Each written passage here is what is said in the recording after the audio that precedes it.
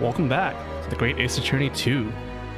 Last time we wrapped up case 2, which, if you remember, was a flashback case. And the sole purpose of that case really was to, I guess, hint at why Susato's father called her back to Japan, which we found out was probably due to the, I guess, loot that was discovered, stolen loot that was discovered, which was a collar, they said. Maybe it's a belt with like blood on it. And we don't know the details of it, but we're just giving like little hints of like the reason. But anyway, we're gonna start case 3 today, where we will return back to the present of sorts, I suppose. But yeah, let's get into it.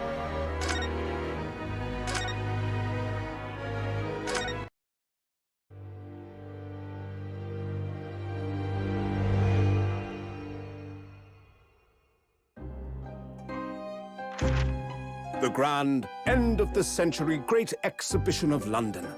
Surely there is not a soul who has failed to hear of it. Wondrous new works of culture and industry from every corner of the globe had converged on Hyde Park, welcoming over 50 million visitors. The last great hurrah of this century. Astonished and delighted people of all nations, and ended on a note of resounding success. But as regards to the terrible catastrophe that occurred during the festivities, very few are aware my friend Mr. Herlock Sholmes had a hand in unraveling the matter. For from the shadows, it was he who earnestly unearthed the facts of the case. And like the centerpiece of the great exhibition, which rose high into the skies of Hyde Park, Sholmes's brilliant deductions, as clear and lofty as the Crystal Tower itself, brought the truth to light.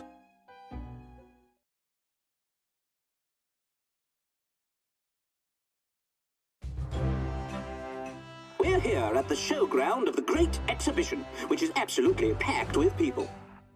The weather is unusually fine, and we're about to witness a most extraordinary scientific experiment.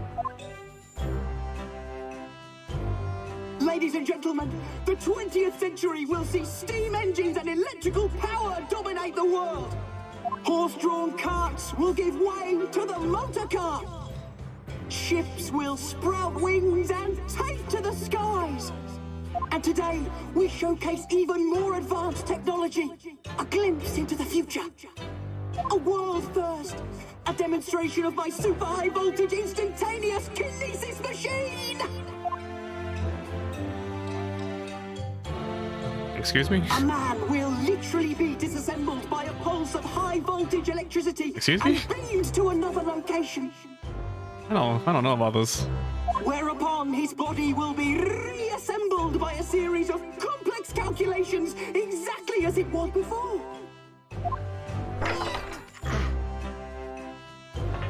It's a teleportation laser. Anyway, this can't end well.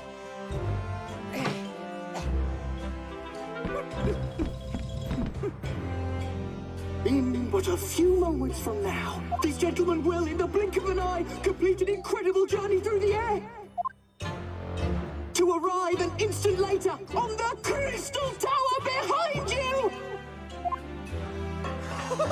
This one, yes.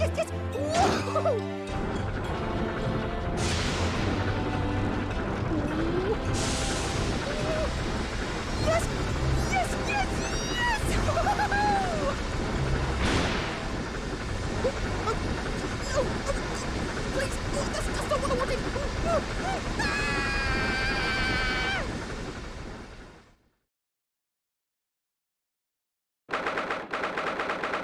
I appreciate that was all voice acted. I'm just imagining a world where the Ace Attorney games, you know, sold really well, had a huge budget, everything's voice acted. Could you imagine such a world? But alas.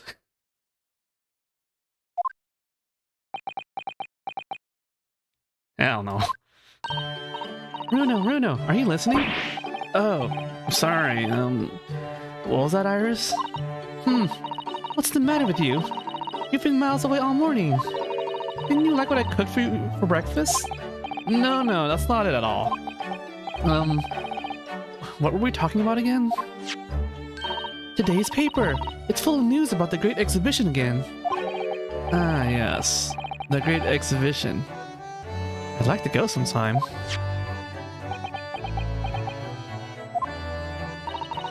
You're really not your usual self today. You seem very down. Don't you agree, Hurley?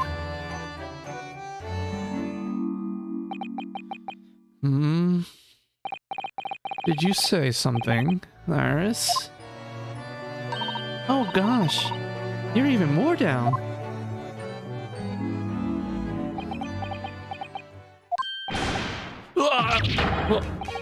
When did you arrive, Mr. Naruhodo? I've been here for about half an hour already. We had breakfast together. What? Why didn't you mention it before? I, thought you might have known I was here. You know, because breakfast? Iris is quite right. You're clearly lacking in vim. So much that I didn't notice your presence. Thanks. Of course, I could deduce the reason perfectly well with some simple observations. What? Let's see. Yes, for example, your tousled hair this morning with all its unruly spikes. Clearly, it can be deduced, therefore, that... let me stop you there, Mr. Sholmes, because I think I can see where this is going.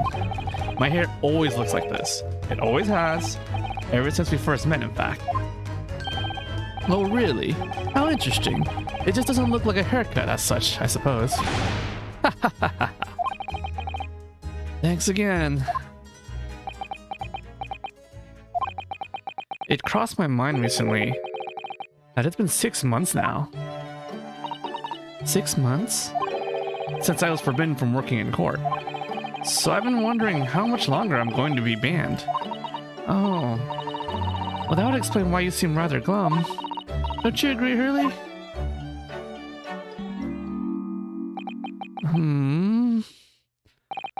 Did you say something, Iris?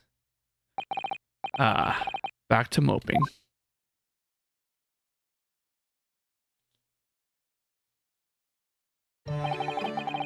What's the matter with Mr. Sholmes today? He seems even more down in the dumps than me. I know, and the Great Exhibition has opened. You'd think he'd be excited. Oh, why don't we all go to see it together? I want to, of course I do, but I can't. Not for the time being. Why not? Why not? Why not? Because I'm a great detective after all.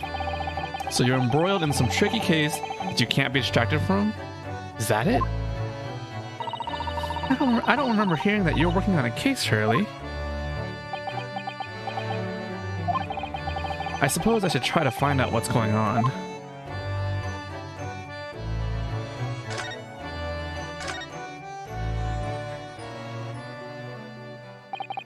Half a year ago now, I took on the defense of a young girl in a trial heard at the Old Bailey. What at first seemed like a simple case of murder that took place at a London pawnbrokery turned out to be one part of a much more far-reaching plot that involved the British government.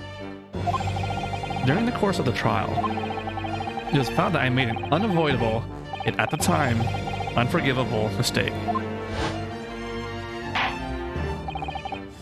What's failed me? The situation is utterly deplorable.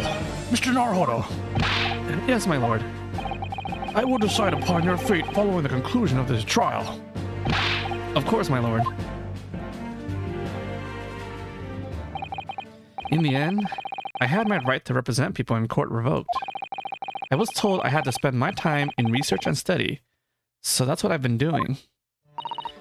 You have, haven't you, Runo? Reading all those big fat tomes about British law up in your room, and the notes about Sholmes' old cases. Brewing Iris's special blends of tea, fetching my daily bread for me. You've become something of a manservant around here. Starting the silverware next, Master Naruhodo. Well, I'm thinking of going to ask the powers that be to reconsider. Specifically Lord Strongheart at the British Supreme Court on Whitehall. Lord Strongheart? Ah, the delightful Lord Chief Justice. Not my favorite fellow. He's not mine either, but he's the man I have to talk to. He's the only one who can grant permission for me to start working in the courts again. I came to Britain to become the best lawyer I could, and I can't do that just sitting around here.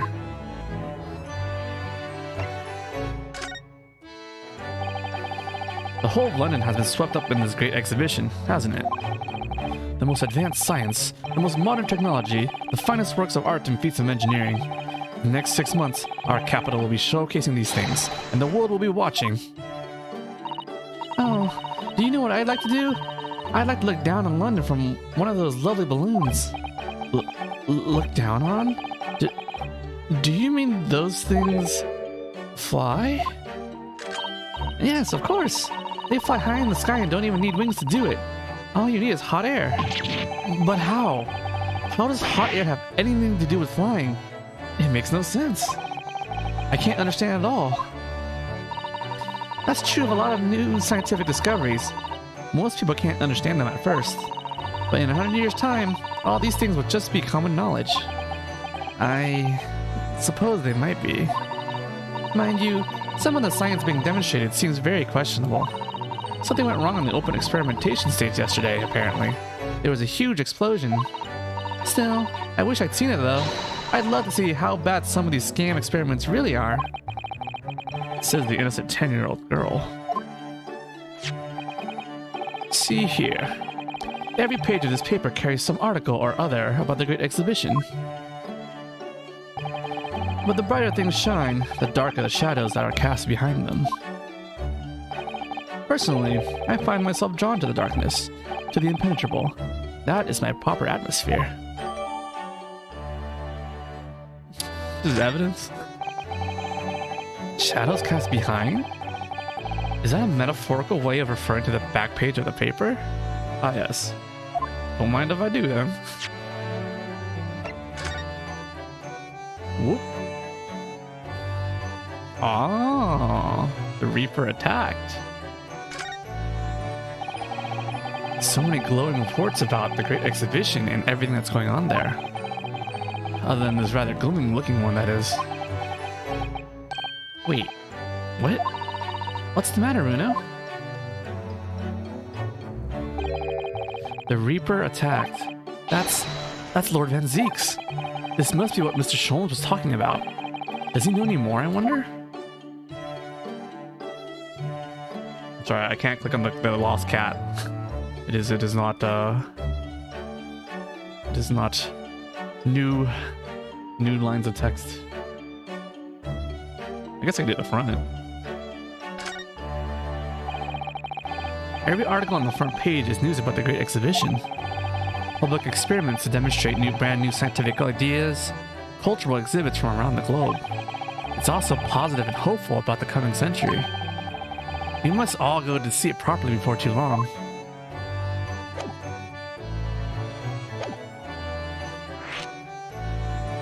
Alright, I know what you want since I had this page open. Watch, this is the wrong. I can't even do that. I can't even do that here. I can do it here. Oh, Mr. Sholmes, about this. Shh, not another word. Ah, yes, I see. This would be a collar for a breed of miniature canine with a particularly long neck, and for winter use. Actually, it's the armor band I always wear that symbolizes my role as a defense lawyer.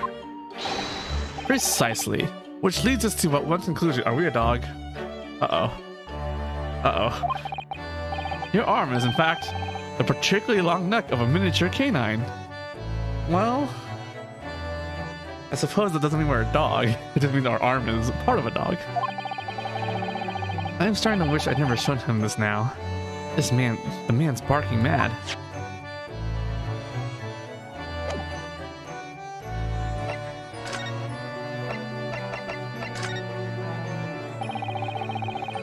Are you investigating a particularly tricky case at the moment, Mr. Sholmes? You could say that, I suppose. Nothing more to add? That's not like you. What sort of case is it? Shh! Quiet, Mr. Naruhodo. We must not discuss it here. You never know who might be listening. You're acting very strangely, Hurley. What do you mean, Iris? Well, usually, the more mysterious and complicated the case is, the better Hurley's mood. Ah. Is it really a case that's bothering you? Is it really a case that's bothering you? Iris, please. You mustn't exercise your astute powers of observation and deduction on me without invitation. Remember what I always say. Put yourself in the shoes of the individual about whom you're making deductions. You say that, do you? You, Mr. Sholmes. Never mind. Once I've had a cup of tea, I must make my way at once to the crime scene.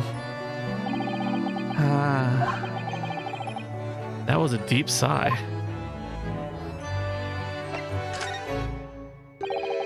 It says in the paper that Lord Van Zieks was attacked.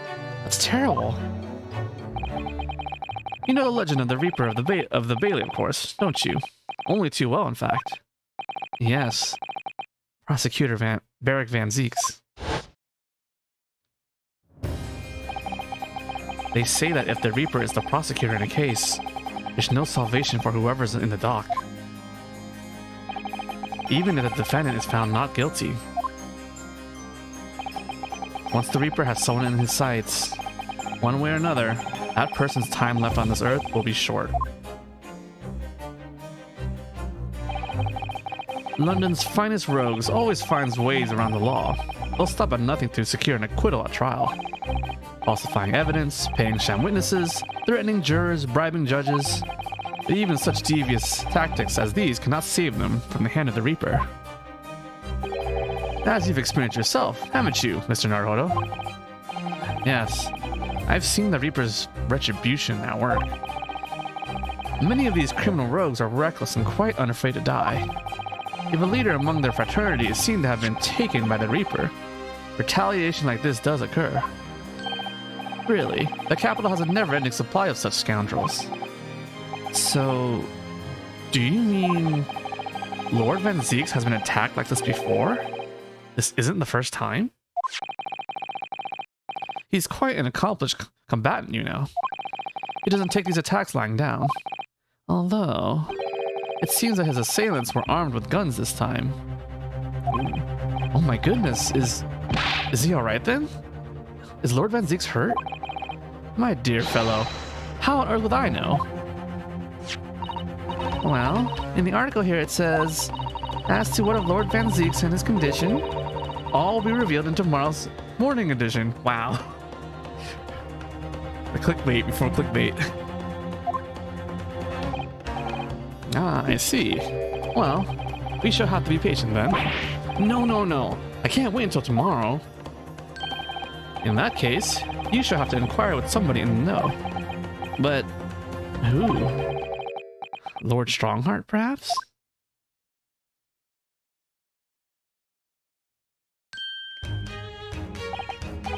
Well, I must be leaving now. Yes, understood. See you later, Mr. Sholmes. Ha! You really are a shameless liar sometimes, my dear fellow. What? You seek to put me off my guard and follow me, don't you? Well, you would be wasting your time. The thought hadn't crossed my mind. But now I'm wondering where you're going. Well then, see you later indeed. Listen to him. He's still laughing on his way out of the door. Alright then, Runo. Let's get going. Oh. Iris? What are you wearing?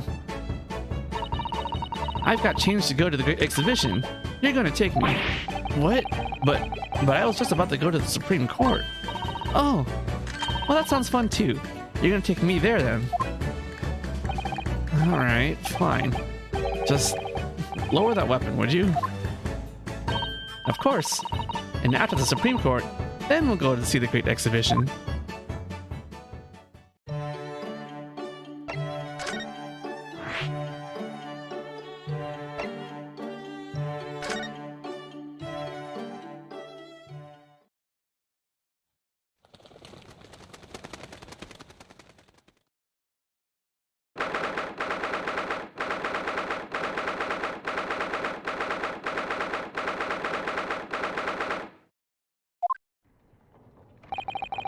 It's been about 6 months now since I was last here.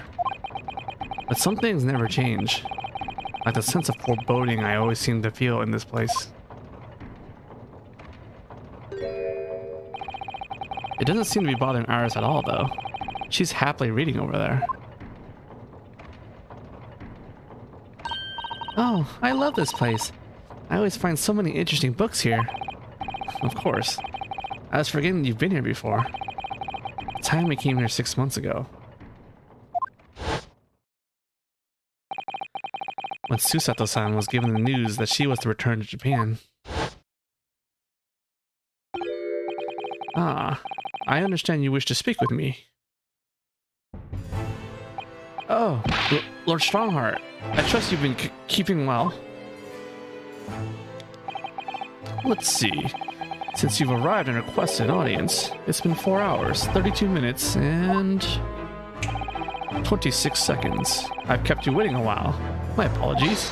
Oh no, not at all. I like nothing more than standing around, staring into space. Good to know.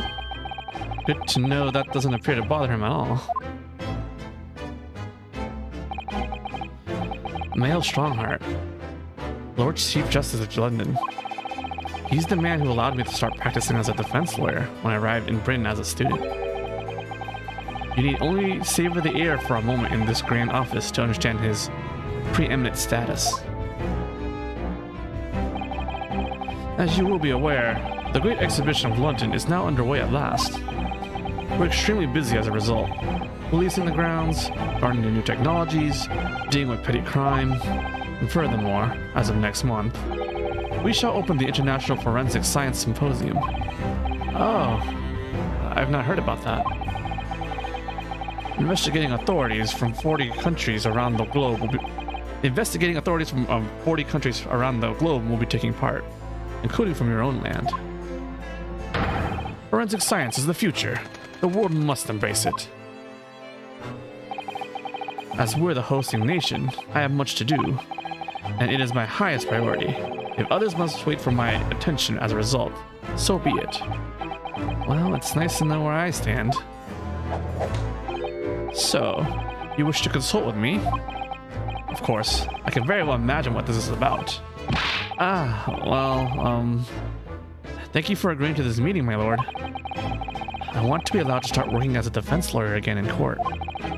That's what brought me here today. But actually, there's something else playing on my mind as it happens. Bruno, just take a deep breath and come out with it.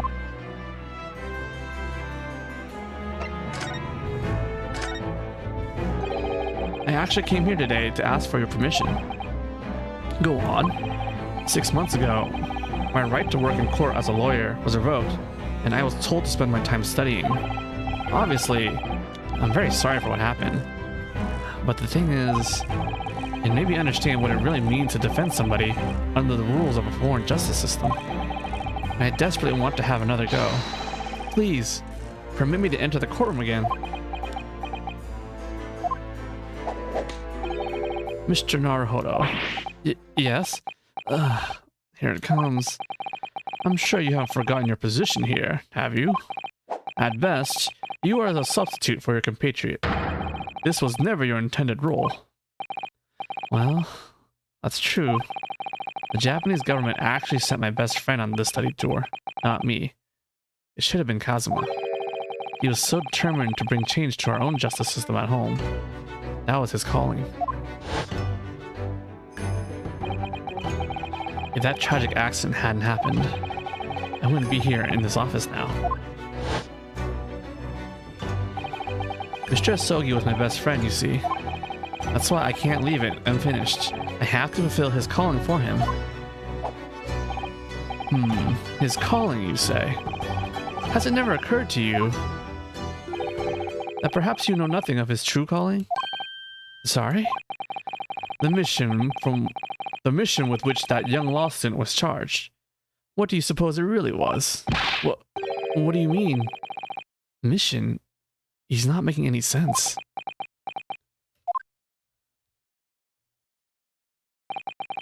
Never mind. I have read all the reports you've submitted over the past 6 months. It's clear to me that you regret your actions and have been studiously obeying your revised instructions. Do you mean... As of this moment, I reinstate your license to practice law here in Great Britain. That was easy. Thank you. Thank you so much. That's wonderful news, Bruno. In fact, I believe I have the perfect case to mark your comeback. A curious affair. Oh, no. You'll consider it, I hope. Of course. Please, tell me more.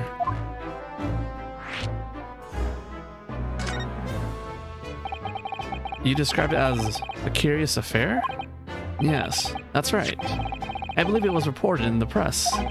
Are you aware that there was a serious accident at the Great Exhibition yesterday? Oh, no. Yes, I read about it. A professor from Germany tried to carry out a crazy experiment. Let me see. How was it described? Super high voltage instantaneous kinesis, I think. Instantaneous kinesis? As in moving things with a click of the fingers? That's right. It's just what my herbal blends need. A dash of devil may care. Whatever this serious accident was exactly, it's clearly captured Iris's imagination. It's an unfortunate business. A large explosion engulfed the public experimentation stage, and a man lost his life. A certain Mr. Odie Asman, an investor and a well-known figure in society. A large explosion? A man died? The man responsible for the experiment was Professor Albert Harebrain. Of course. He was detained immediately after the incident and is due to appear in court tomorrow. On the charge of murder. What? Murder? If you intend to take on his defense, you should hurry to meet with him at the prison. There's very little time left for you to carry out any kind of investigation. The Great Exhibition, a scientific experiment gone wrong, and murder? I feel out of my depth before I even started. Still, we should go to the prison straight away then and try to meet with this German professor, don't you think? Definitely. Ah yes, one more thing about the case. There's a connection with our mutual acquaintance, the Reaper. Oh, with Lord Van Zeeks. How?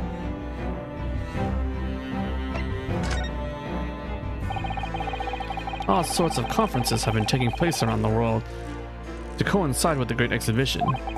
And next month, the largest and most important of them all will take place at last. The International Forensic Science Symposium. It does seem as though criminal investigation needs to embrace scientific methods, doesn't it? Exactly. Ah. London, the global epicenter of culture, science, and wealth, now has a population exceeding 6 million. Sadly, crime in the capital is growing at a similarly startling rate. So it's imperative that we use the latest scientific methods to investigate and resolve cases as efficiently as possible. Which is what is known as forensic science, isn't it? Exactly! The future of policing. Ah! Regrettably, however, Britain is currently dragging its feet when it comes to the adoption of forensic methods. Oh dear, that's alarming. Exactly! It's extremely alarming. Ah! If I were Her Majesty's Attorney General, you can be sure the numbers of crimes committed and resolved in London would be very different to the current figures. And I can cite 12 solid arguments and 223 individual reasons to support my claim. Sorry? By way of apology for keeping you waiting earlier, I shall detail every one now. What? Oh, how fascinating. It all began 15 years ago. I was...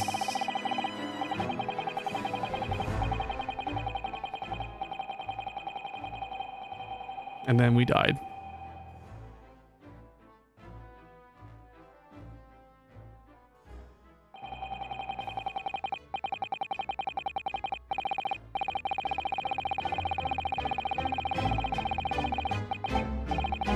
And that more or less sums up my feelings on the matter. In the simplest of terms, of course. Essentially, to formally establish a forensic investigation division within Scotland Yard. That is my mission. Oh, right, yes, that's wonderful. Exactly. Wonderful is precisely what it will be. Iris isn't paying attention at all. She's got her nose in another book now. Oh, is it over? Did you learn anything useful? I actually drifted off for the most part. He's surprisingly ardent about forensic science.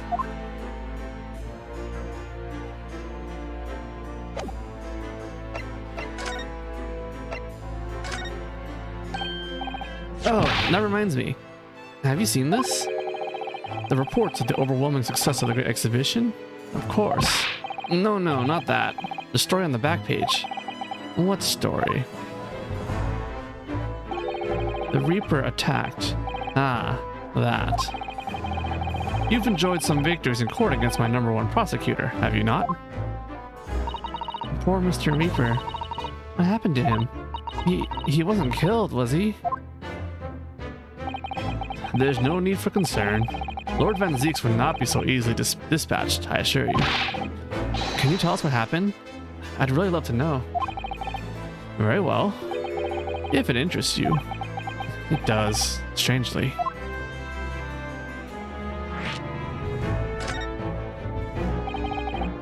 Fortunately, Lord Van Zieks emerged from the attack unscathed. Street ruffians are no match for that man. He's a very capable fighter. But that's incredible. They were armed with guns. Why was he attacked, though? Do we know? It's related to events that occurred a month ago. A leader of one of the capital's criminal organizations was indicted and prosecuted by Van Zieks. But the man was acquitted. I have no doubt large sums of money were involved behind the scenes. Large sums of money? A deplorable situation. Members of the jury were bribed, it seems. However, despite winning his freedom, the man in question met a dramatic end yesterday. But you're not suggesting that was the work of the Reaper, surely? The victim's henchmen certainly seem to think so. He was a man by the name of Asman, Mr. Odie Asman. Ah. Did you just say Asman? That's the man who died in the big explosion at the Great Exhibition.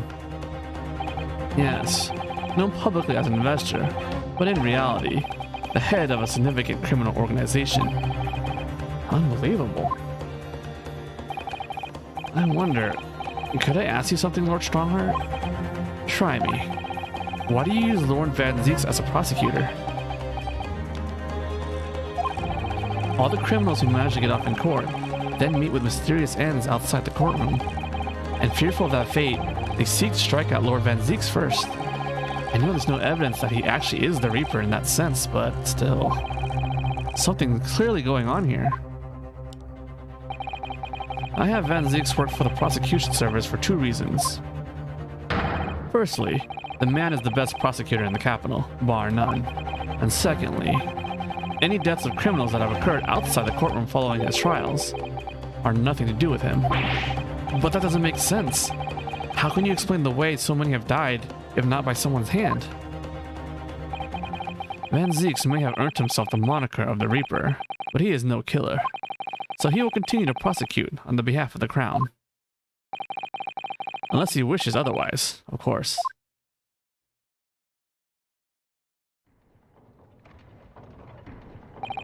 Well, I must be leaving for my next engagement.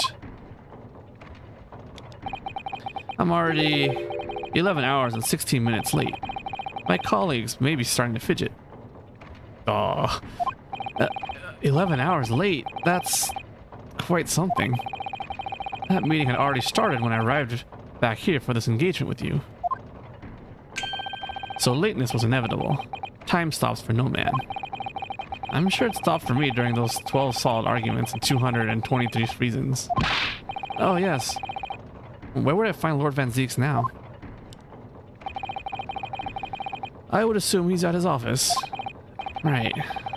I'll go ask him about the attack in person. I want to get this straight from the horse's mouth.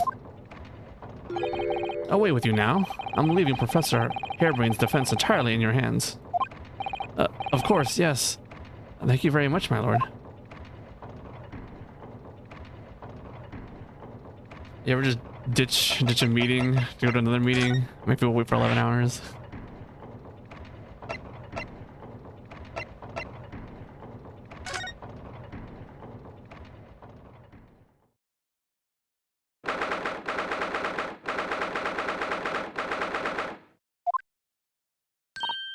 Oh, so this is the legendary Reaper's office? Yes, it appears so. Brr, it sends a chill down your spine, doesn't it? What an amazingly deathly atmosphere. Oh, is that... That hood figure was so still. I hadn't noticed his or her presence. I wonder who it is. What are you doing here? Ah!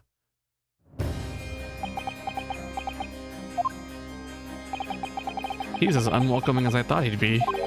Actually, maybe even more so. Oh, I'm glad to see you're well. I am. So, who's the person over the wall being punished for something or other?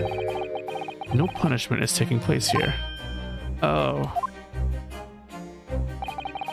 That's my apprentice, and he's sitting there of his own free will. I didn't know you had an apprentice. It must be the same person who was pictured in the newspaper. He's very able in combat, a requisite skill for anyone under my tutelage. Are you referring to the attack on the Reaper that was reported in the papers? The Reaper? I'd be interested to know the Reaper's true identity myself. Assuming, that is, such a fabled fiend genuinely inhabits our great courtrooms.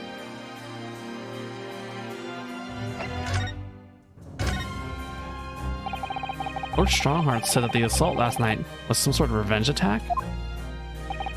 True. Carried out by the henchmen of Odiasman's criminal organization. The investigation meant their arrests were imminent. Presumably, some hoped to kill me before that happened. Odiasman. He's always masqueraded as one of London's most powerful financiers, a global investor. But his enormous wealth came to him by underhand means, via his criminal activities. And he used that money to buy himself a verdict of not guilty when he found himself in court, didn't he? Being prosecuted by you, Mr. Reaper. But the man got his comeuppance in the end. Yesterday, in fact, in extraordinary circumstances. It was the most unusual cause of death. I know about that. It was super high voltage instantaneous kinesis gone wrong. Mr. Asman died when the demonstration on the public experimentation stage ended in an enormous explosion. Correct. And you think I have some kind of divine ability to cause an accident just like that to happen, do you? Well, no. That does seem a little far-fetched. If this man really is the fabled Reaper, then he has to be innocent of this particular death at least. It's strange how this has worked out, isn't it, Runo? I mean, what with you taking on the professor's defense for the trial tomorrow? What? You're going to be defending him? Oh yes, that's right. Though I barely know the man's name yet, to be honest. Albert. Albert Hairbrain. That's right. Do you know him by any chance? Of course. He's a contemporary of mine. We were at university together. You're... What?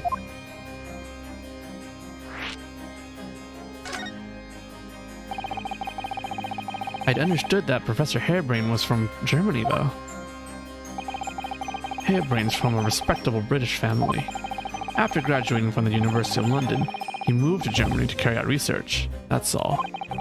So you were students together? I was in the faculty of law, of course, and he in science, so our paths rarely crossed. But curiously, we got along, though I've not met him since my university days. I certainly didn't expect our next encounter to take this form. And with you, of all people, representing him. Only if I make it out of this office alive. He's actually been charged with murder, it seems.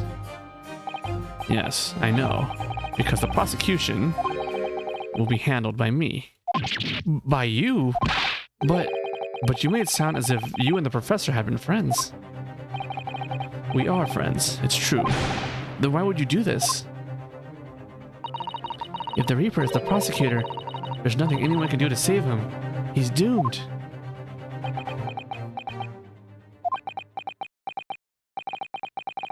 What's Lord Van Zieks thinking?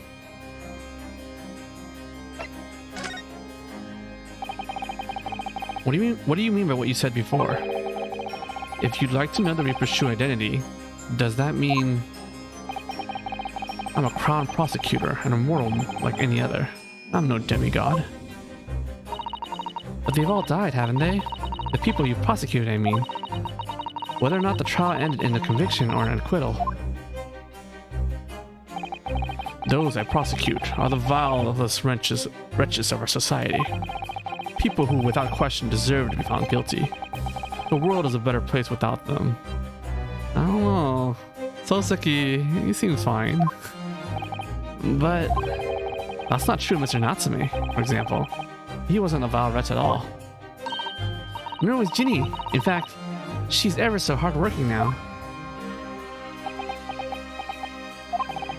I can't deny that since I encountered you, things have taken a turn. But the point is this. If any of those vile wretches that escaped justice subsequently died in mysterious circumstances, it was at the hand of their own kind. It's not my work. Lord Strongheart said the same. He believes you're not involved in any way. But you were attacked by those ruffians because they believe it's true. The fact is, since people started to call me the Reaper of the Bailey, the number of serious crimes in the capital has dropped substantially. Oh. It would appear that even the most hardened criminals can be made fearful for their lives. Do you mean to say... I mean to say that if my pseudonym serves a useful purpose, I adopt it gladly and with honor. But it's putting you in danger. You could be killed. If that is my fate, let God decide. Lord Van Zieks.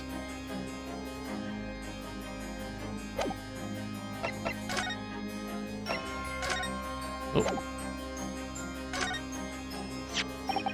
Lord Van Zieks, about the article in this paper. Ah, yes. It seems there was a reporter nearby when that little skirmish took place. I had no idea I had been photographed. It was careless of me. It looks as though it was taken after the people who attacked you had run away, though. Rest assured, the police have already apprehended every last one of them. But there's someone else fighting alongside you, it seems. And I think it's the same man who's sitting over there as we speak, isn't it? As I mentioned already, he's my apprentice. Perhaps you could tell us a little more about him?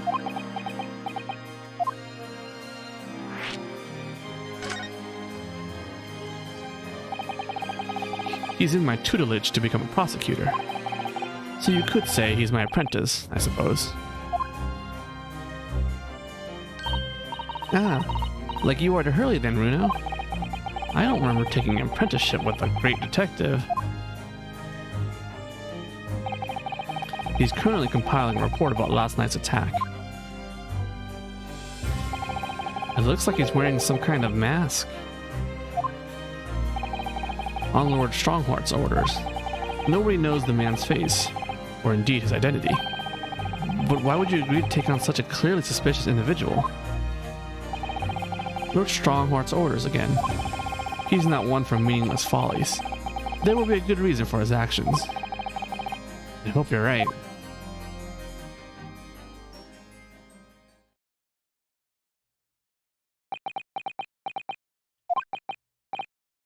Ah. The task is complete? Good. In that case, you can collate all the briefs.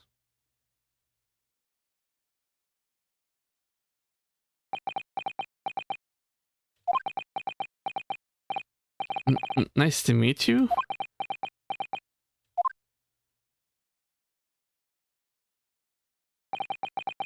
Back to work again. That was really strange, though. I've never met the man before. I didn't even know he existed, and yet somehow it didn't feel like our first. Somehow it didn't feel like our first encounter. Don't bother trying to converse with him. He says nothing to anybody from outside this office. Lord Strongheart has strictly forbidden it. Oh, I see. Why are you so interested in my apprentice anyway?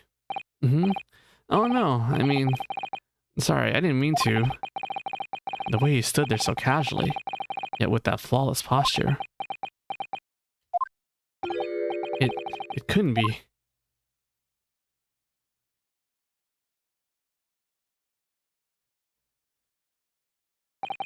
Ah, yes. There's something I've been meaning to ask you. Oh, what's that? That Nipponese man. Is he faring well? Sorry? The one arrested twice in succession 6 months ago. With the stoop, and the mustache, and the jitters. Ah, Mr. Natsume, you mean? I'm not sure he'd be very pleased to find out you identified him from that list, you know. He's fine, thank you. In fact, I received a letter from him by international post only the other day. I see. Well, I think we can end our discussion there, don't you? There's little time left before tomorrow's trial. I'd advise you to spend it investigating the case. Yes, thank you for the advice, and for the conversation. I can't believe he's asking after Soseki-san, after a Nipponese. I'm not sure whether to feel happy about that or worried. I never imagined that Mr. Reaper would be friends with a mad scientist, did you? That's a turnip for the books. A mad scientist? Ah, you mean Professor Hairbrain? Yes, it might be worth quizzing the professor about this relationship with Lord Van Zeeks, I think. Alright, I know what you want. Present the armband. I know you've seen this around my arm before, but what is it exactly? It's the mark of a defense lawyer. In Japan, at least. And what's your reason for showing it to a British prosecutor? Oh, well... I don't know, really. I can understand, at least. There's merit in reminding yourself of who helped you become what you are today. Oh. But that's a personal matter. Something you may want to keep close at all times. Not something to flaunt. No, I suppose not. Thank you for understanding, though. I got an achievement for that.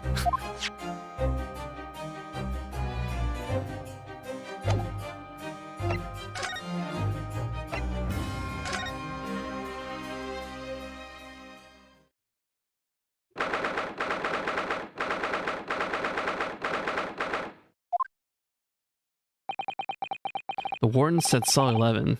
That's this one. Oh, there's someone curled up in the ball in the back corner. Look.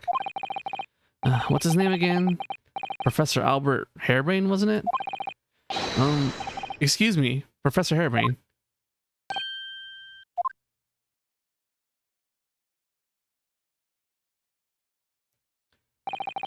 Who are you? I'm Ryunosuke Naruhodo. I'm a defense lawyer. A lawyer? Was it something I said? A lawyer, you say? Would you be here about the experiment? Are you going to defend my hypothesis? Your hypothesis? Sorry, I don't. Yesterday's demonstration. That magnificent demonstration was an out-and-out success by anyone's calculations. But despite that, no one listens. No lawyer believes in the science. When it's explained, they all leave at high velocity.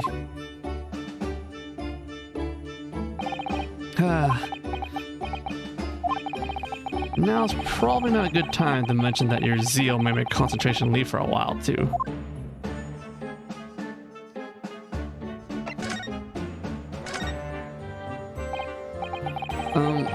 You mentioned the demonstration yesterday. The papers have called it a spectacular failure. After all, a man died in the explosion, didn't he? Ah! Yes, you could interpret the results that way if you really wanted to. Well, I suppose in the strictest sense, the experiment was a failure. But at the same time, it was a great success. You've lost me. I saw it with my own eyes. Right there in front of me, Mr. Asman was spontaneously disassembled. Until then, everything was going exactly as my calculations had predicted. At that point, he should have been beamed to the Crystal Tower by instantaneous kinesis. However, the machine exploded, and Mr. Asman in fact perished? Yes, I can't deny that part of the experiment was a failure. So what you're really saying is, the large explosion that killed Mr. Asman was an accident, correct?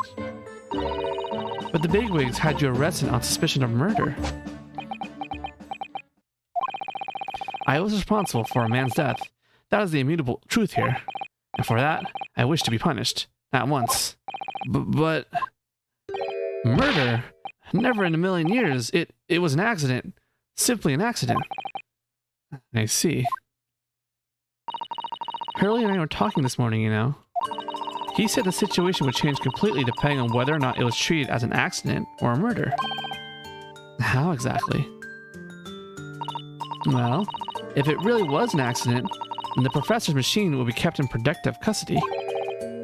On what grounds? Ah, yes. It's newly established here in Britain. The Special Dispensation for Scientific Equipment Act.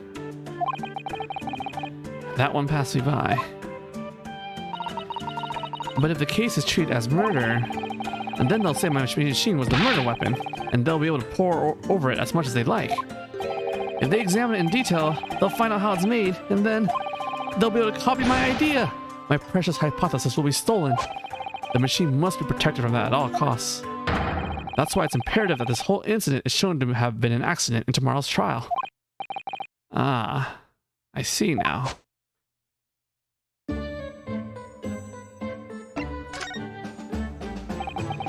So in short, there was a terrible accident at the Great Exhibition Showground yesterday. Yes, or rather, no. The devil's in the details. Strictly speaking, there was a terrible explosion. It sounds the same to me.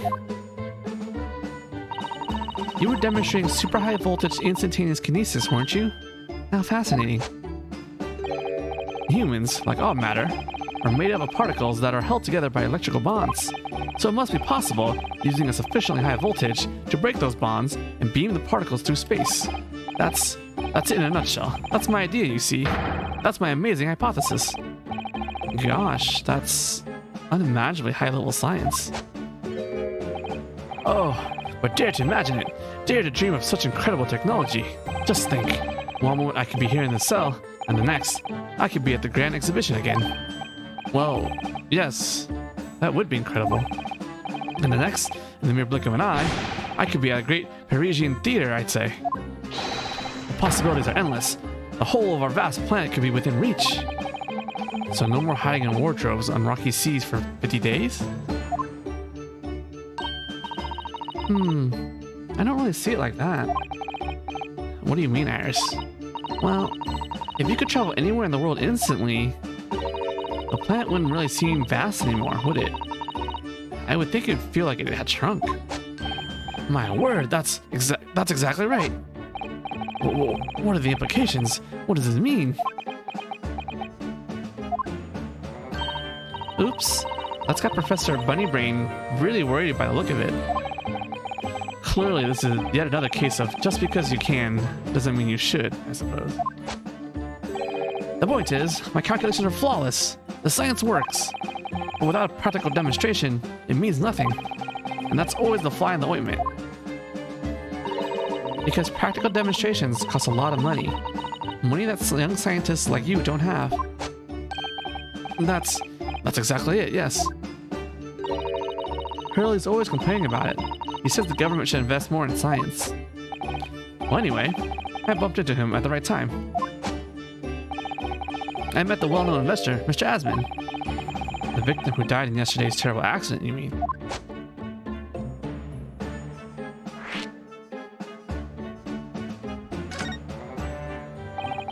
The full name of the man who died in yesterday's accident was Mr. Odie Asman, wasn't it? What exactly was your relationship with the man? He first visited me in my laboratory in Germany a year ago now. He said he wanted to invest in my immaculate hypothesis. I thanked my lucky stars. I see. So you hadn't really known each other until then. Money for scientific research. I'm so envious. As far as I was concerned, the man was an angel. Oh, really? An archangel, even. He was prepared to fund a practical demonstration of my hypothesis for presentation at the Grand Exhibition. And if that went well, I could expect additional financial support for my research from the British government. Mr. Aspen provided me with money and an exceptional engineer. He produced a machine to my precise specifications. But then your dreams were blown to dust in one enormous explosion. As you can see, I owed everything to Mr. Aspen. I would never, ever have thought of taking the man's life. Well, he seems genuine enough. I don't think he's lying.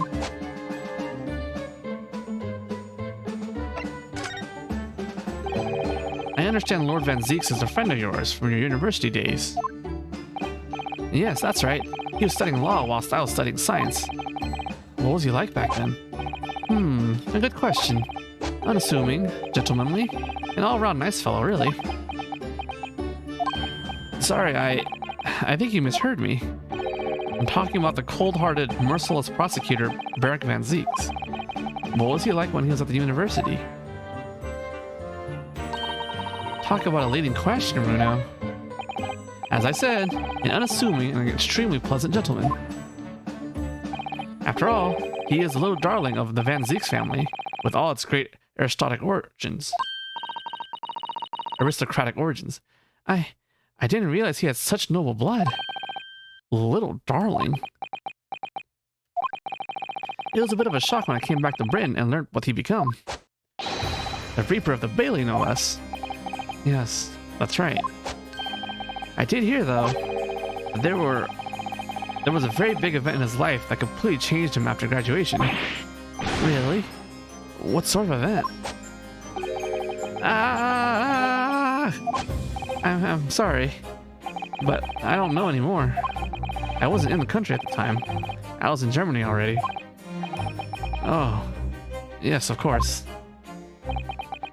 If he's heard all about the Reaper, I really don't have the heart to tell him that Lord Van Zeeks will be the prosecutor in court tomorrow.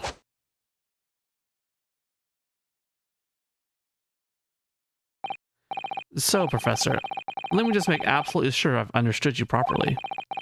The huge explosion that occurred yesterday, that was an accident, you're saying. You had no intent to harm the victim, who was in fact the sole investor in your work. Is that correct? As correct as 2 squared is 4, I swear it. Yes, it's true that the man perished in a machine of my invention, so I know that I'm far from blameless in all this. But still, I would never use my discoveries, my inventions, to take a person's life, not in a centillion years. I'm a man of science. It's all I know. You have to believe me, please. Do you believe me? Do you believe in my hypothesis? Science is the pursuit of truth, you know. I've always believed that, all my life. I'm afraid I don't know much about science, or your theories. But I do believe you, and I will fight to prove your innocence with all my might. I'm a man of the law. It's all I know. You have to believe me, please. When I went to live in Germany after I graduated, I learned something very important. Nationality, class, lineage, none of that matters. As long as you try your hardest, you can achieve anything. Thank you for that, Professor. And thank you in advance for defending me tomorrow in court. Alright, Runo. It's time. Time to visit the Great Exhibition. Sorry? Well, that's where the incident happened, isn't it? Yes, I suppose that's true. Time to investigate at last.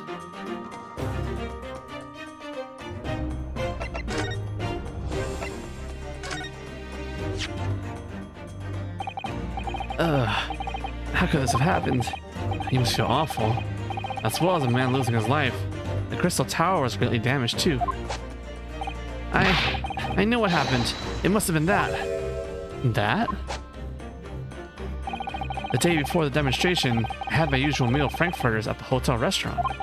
When I paid the bill, they gave me 3 shillings too much in change. But instead of saying anything, I just slipped the coins into my pocket. They're still there now. It's divine retribution for my wrongdoing. That's what this is. For a scientist, he has some very illogical anecdotes. Long and illogical.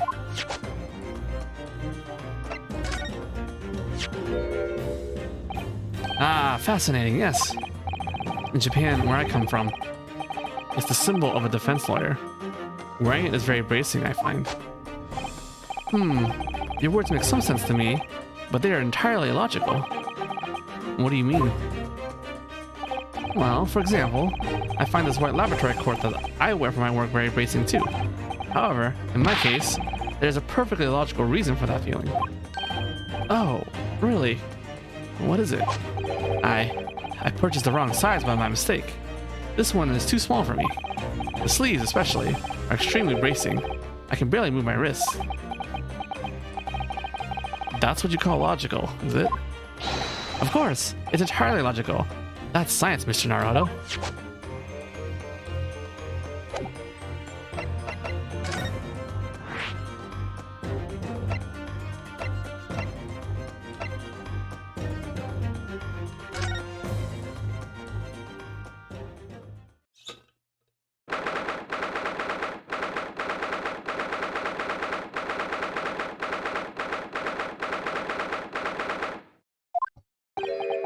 The showgrounds are a little too big for my liking.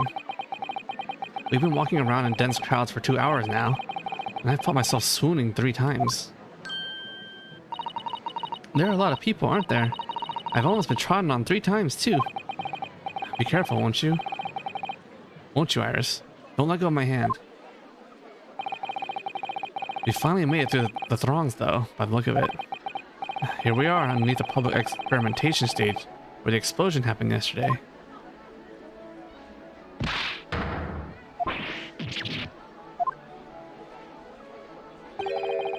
What's that? I can hear voices from up on the stage. It sounds like an argument. Right, I had it with you this time. I'm warning you. I'll arrest you in a minute. Oh yeah? Go on then, Inspector. Give it a shot. You ain't got no evidence and you know it. Wait, I know those voices. You got a cheeky little mouth on you, young lady. But a night in the cell will teach you some manners. Just try it, I dare you. If you want that bag of chips rammed down your throat.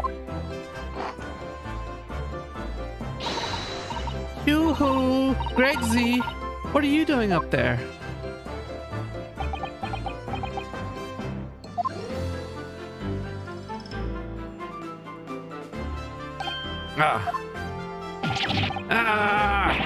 It's you. Here. You're here. Here you are. Here. Your ladyship. How are you, your ladyship? I do hope you're doing well, your ladyship. Does that make her 3 times a lady? I'm not well at all. It's far too busy everywhere. I wanted to ride in a balloon, but there was a 3-hour queue. Unbelievable. I'll go have a word for you at once, your ladyship. You'll be flying as high as a kite in no time once I pull some strings for you. Tobias Gregson, an inspector at Scotland Yard. Until recently, he was suspended from duty, but it would appear he's back in action now. He's actually quite well known, appearing as he does in the adventures of Sherlock Holmes. And for that reason, he can't say a word wrong to the story's author, Iris. But there are limits, surely. Or there should be. Watch it, sunshine. Sorry. What gives then? Don't tell me you're on this case. Yes, I'm acting for the defense. So we're here to investigate.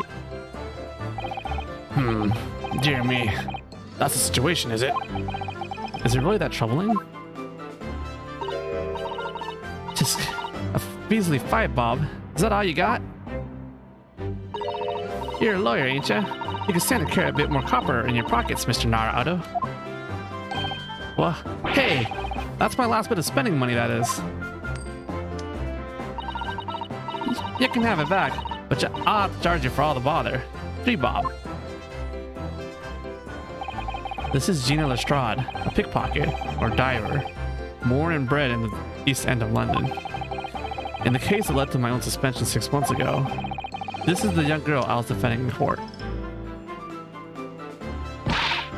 What's your problem, eh, Otto? Diver? Pickpocket? What's with all the name calling? You want a bag of chips around your throat and all, do you? I thought you were proud to be a diver, Gina. You were just arguing with Inspector Gregson about it, weren't you? I assume you've been up to your usual tricks here at the showground. That ain't no way to talk to a lady, Otto. Half a year's been a long time. People can change. I'm an apprentice now, learning to be a Scotland Yard detective. So you have to call me by what everyone else does. It's Inspector Lestrade now. Inspector? That badge is homemade, surely. The inspector part isn't entirely accurate. No one calls her that. For what it's worth, anyway. Investigating's off the cards for all of us. What's that supposed to mean? Alright, well, I'll be back up top. You hold the fort down. You hold the fort down here, alright? Right, sir. This raises a lot of questions.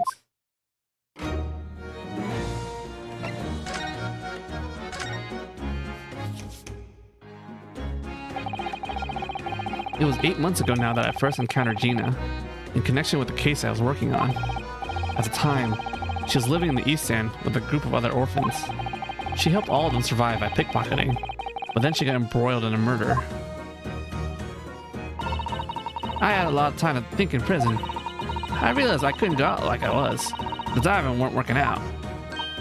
Oh, I'm pleased to hear it, Ginny. Well done. So, you went from being a pickpocket to a detective? You got it. Good, ain't it? Inspector Lestrade. Sounds like something out of a book, eh? Talk about a sea change. And then there's Iris's old man to think about. Iris's father, you mean? Yeah, I promised her, didn't I? I said I'd get all the police forces around the world to pull out all the stops looking for him. Just a small promise then. Nothing serious. Oh, Ginny, you're so sweet. So anyway, that's how I had to go at the test for Scotland Yard. The only trouble is, I don't read so well, do I? Just a small problem. Nothing serious. And that's when Hurley approached Gregson and asked for help. So the inspector said he'd take full responsibility for Ginny and made her a sort of apprentice. That was very magnanimous of Inspector Gregson, and brave. Well, you know Hurley. He enjoys finding ways to make people do what he wants. A great detective likes digging for dirt, in other words. So, the long and the short of it is, if you got questions about the case, you can inspect Inspector Lestrade. Alright then, Inspector. Actually, there's still a big mystery surrounding Gina, isn't there? Ooh, what, Runa, what? Well, 6 months ago, Gina was a defendant in a trial prosecuted by the Reaper. A trial in which she was found not guilty. And yet here she is still. Come on, you're not still on about that, are you? The Legend of the Reaper or whatever it's called. Oh, you don't have to worry, Otto. If I didn't half worry, there probably wouldn't be a whole lot of you left. It's like I told you before, ain't it? The Reaper's kind of like, him upstairs. So he knows what I'm like on the inside. I ain't really done nothing wrong. Nothing wrong might be stretching a point. What about Mr. Natsume in Japan? He's perfectly fine, isn't he? Well, that's true. Perhaps the Reaper's more discerning than I thought. Exactly. So I ain't worried. I'm totally fine.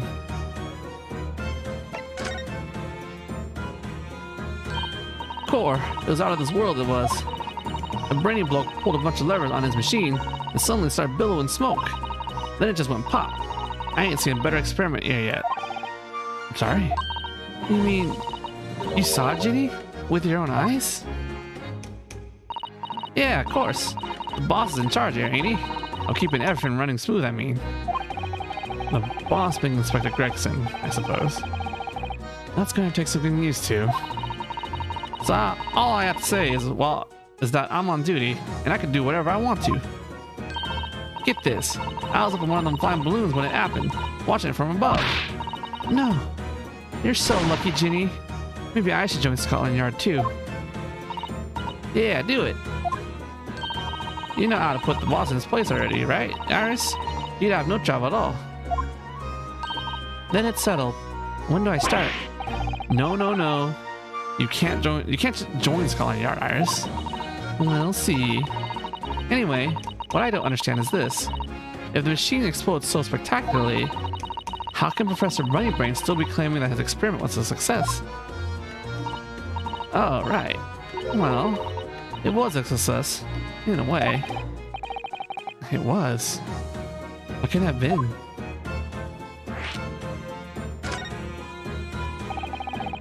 Surely after the whole machine blew up, no one could call the experiment a success. It's like I said, it did sort of work. I mean, yeah, there were a load of smoke in that whooping big bang. But where do you think they found the victim's body, eh? In the crystal tower over there. What? In the tower? You can see for yourself, can't you? Up there and above the scaffold. Oh, where all this glass is broken, you mean? Yeah, the cage with the victim. The cage the victim got in to start with really did get beamed through the air or whatever and land all the way over there.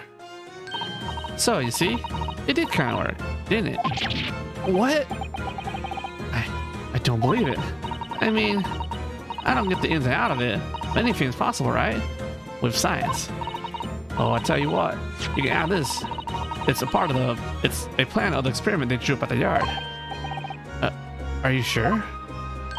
Yeah, go on. I had 3 bottles off it before, so fair is fair. Yes, I didn't actually give that to you, did I?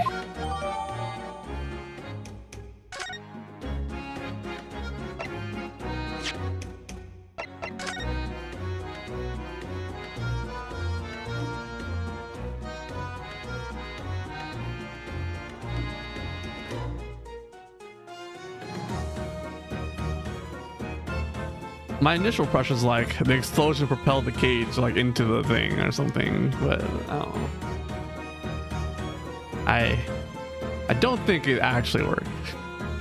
Also, I don't think this piece of evidence is like that illuminating.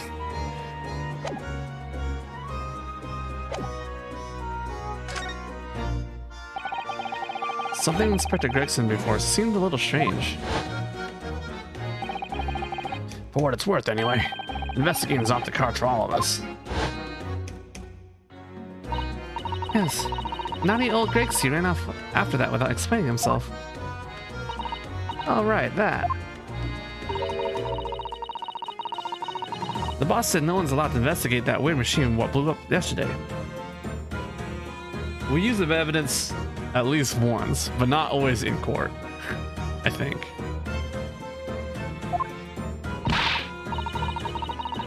Well, that's not fair. We're representing the defendant. In that case, could you at least tell us what you've learned from your investigations? Nah, you're not getting it. We ain't allowed to investigate neither. Why? What did the boss call them then? The forensic investigation team, I think. Anyway, apart from them lot, no one's allowed to lay a finger on the scene. Bit funny, ain't it? So even Scotland Yard's own detectives can't investigate. Yes. I've never heard of something like that before. I thought I could have a gander on the quiet though, but the boss caught me at it. You probably heard him give me an earful about it before here, from down here, didn't you? It's not bleeding fair. I think you were giving him as much as an earful back, as I remember it. Yeah, well, sometimes I think it's all them chips will make him so stubborn. You say something to him, Otto. Go on. See if you can get through to him. He's up at the platform above us, is he? Where the machine that exploded is. We can try, can't we, Runa? Rexy will listen to us.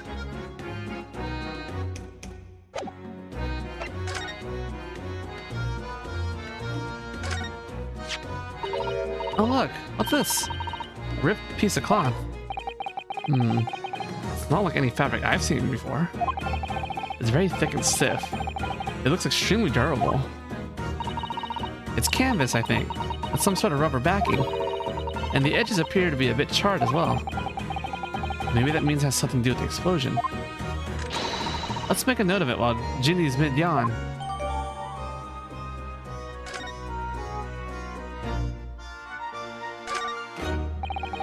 For some reason, the ground is damaged in this spot. Look. Almost as if there were a fire here or something. Yes, if you look closely, there's some scattered ash and burnt embers too. Well, I suppose there was a big explosion just above here. People probably wouldn't bat an eyelid at a small fire like this would have been. I'm not sure we English are that laid back, Bruno. Ah, it looks as though somebody dropped something that's behind the tree back here. Dropped? Or hid? What is this? Some part of the machine that exploded? Maybe. It could have fallen from the platform above in the blast, perhaps. What's going on here?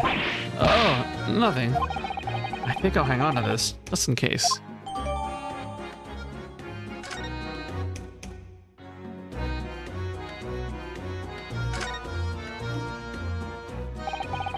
The Crystal Tower.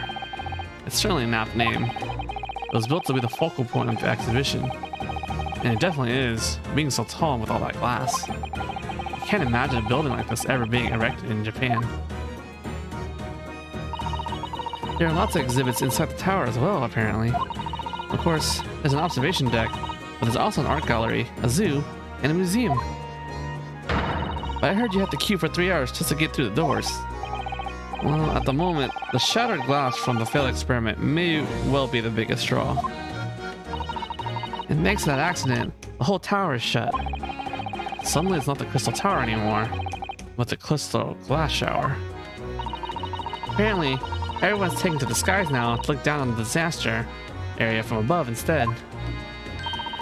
But there's a 3-hour queue to go up in a balloon now. Londoners must be very patient people. Oops.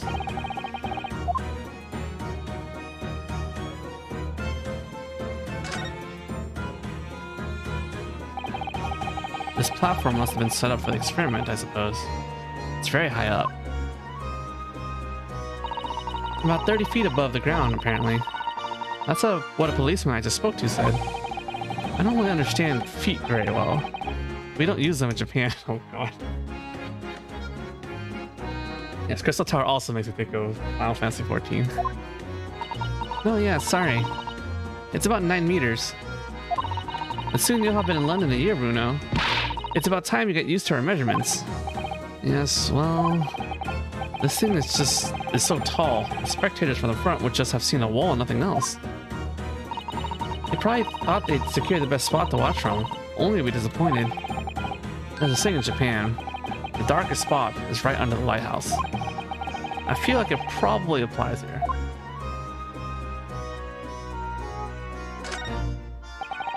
These stairs obviously lead to the stage above. We should go up there and investigate the exact spot where the experiment was being conducted. Oh, that's how you go up?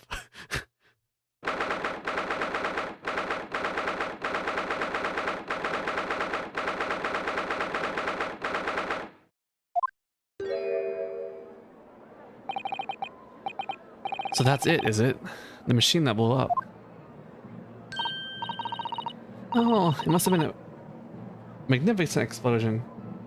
And I've seen my fair share. You've seen things like this before, you mean? Of course, Hurley's always doing experiments that end in a bang. In fact, in his own words, explosions are the very essence of chemistry. Ah, that might explain the small burning that frequently comes wafting up the stairs. One time, he made something that exploded with such force, it took the roof off the building. I wish you'd been there to see it, Bruno. It's hard to get too excited about that, given that I now live in the roof. Well, anyway, that's enough about that. It's time to investigate. Ah, look. Inspector Gregson is over there. He seems to be deep in thought about something, whilst eyeing up the machine carefully. Really? He just looks confused to me.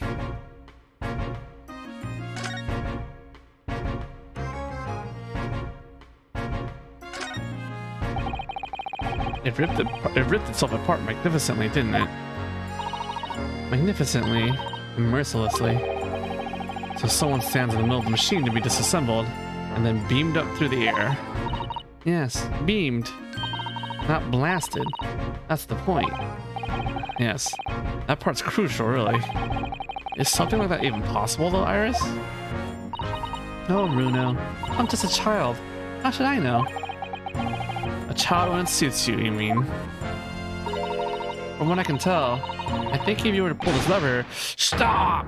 Don't touch that! That was practically instantaneous kinesis the way you flew over just now, Grexy. Please, your ladyship. I didn't mean to startle you, but I can't let you touch anything up here. So sorry. You can have some of my latest special blend to make up for it.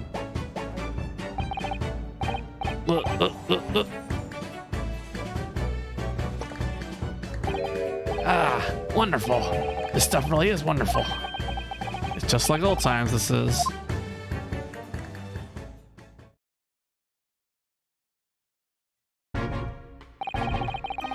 We're representing Professor Harebrain in court tomorrow, Inspector. So we should be allowed to examine the scene. Ah, listen, Sunshine. Even I'm not allowed to touch anything up here. It's the blasted special this dispensation for Scientific Equipment Act claim.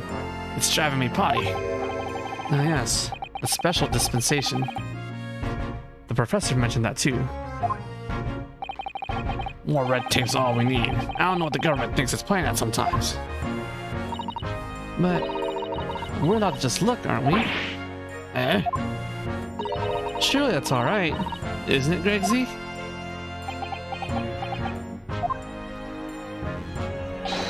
Of course, your ladyship. Anything you say, your ladyship. Please don't get your dainty hands dirty, will you? Don't worry. We wouldn't dream of touching anything, would we, Bruno? She really knows how to get what she wants.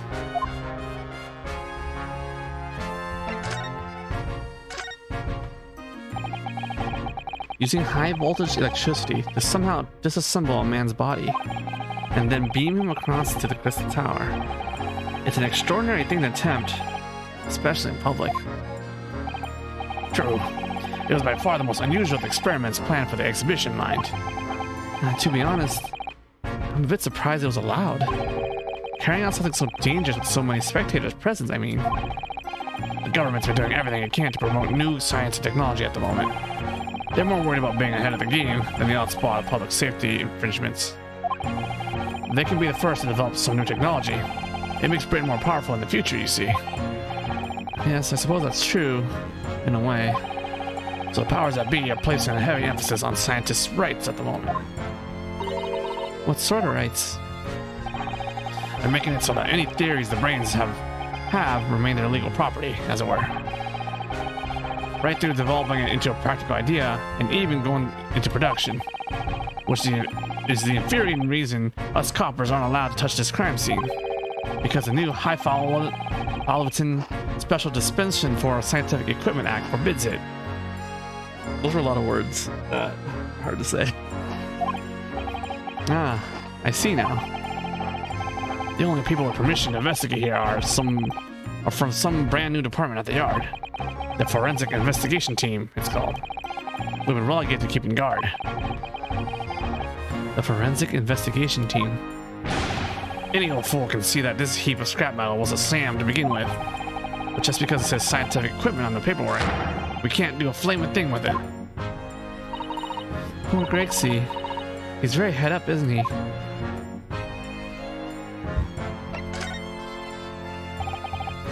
Remind me again. What's this new legal act that means we're not allowed to touch the scene here? Are you having me at it, Sunshine? It's the Special Dispensation for Scientific Equipment Act. Yes. I think Hurley mentioned that recently. With a real twinkle in his eyes, I remember. I'm sure he did, your ladyship. I'm sure he did. Especially for this great exhibition it was. All scientists have to do is present their ideas or inventions to some suits in the civil service. And if it gets rubber stamped, that's a guarantee of rights to maintain the invention's confidentiality. What does that really mean? Think about it. Think of all the world-changing new inventions on display every day at this exhibition. Although, a good half of them are little cobblers, if you ask me. Put forward by shammers like yourself. Thanks for that. Oh, I love how absurd some of the inventions here are. It's all so fun. It might be fun to you, but a member of the force has to be present at every single demonstration. Can you imagine, eh? Hang science. Hang science, that's what I say. Oh, I don't think so. That sounds like my dream job. You still think otherwise after spending a day guarding all these shammers' bogus contraptions. But if they're all bogus, how can anyone hope to demonstrate them? There'd be no point. Yeah, well, there is a point, sadly. Sorry? Thanks to another of our government's bright ideas. If any theory or invention is deemed to show potential, the government hands out a research grant. Scientists get funding? Exactly. And that's what they're all after. All these shammers come from far and wide to clog up Hyde Park. And who has to keep them all safe, eh? Who has to smile politely and welcome them? Us coppers, that's who. So you can see why I say it now, can't you? Hang science, hang it. Oh, maybe I can see your point.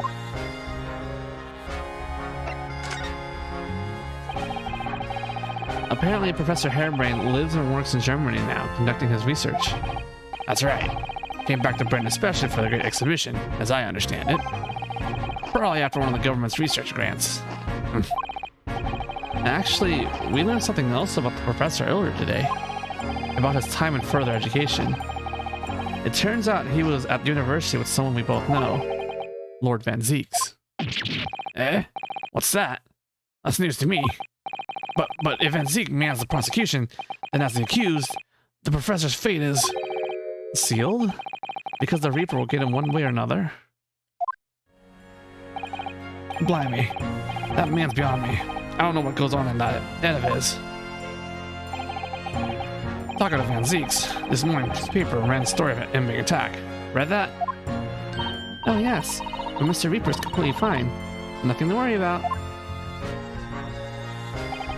Yeah, that's right. Glad to hear it. Still, the Reaper, huh? How long is that business gonna keep up, I wonder?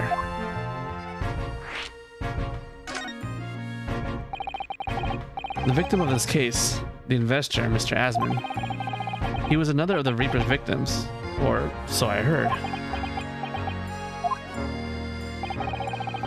Lord Beric Van Zeeks is a top-class prosecutor, but even he can't always push the right verdict through.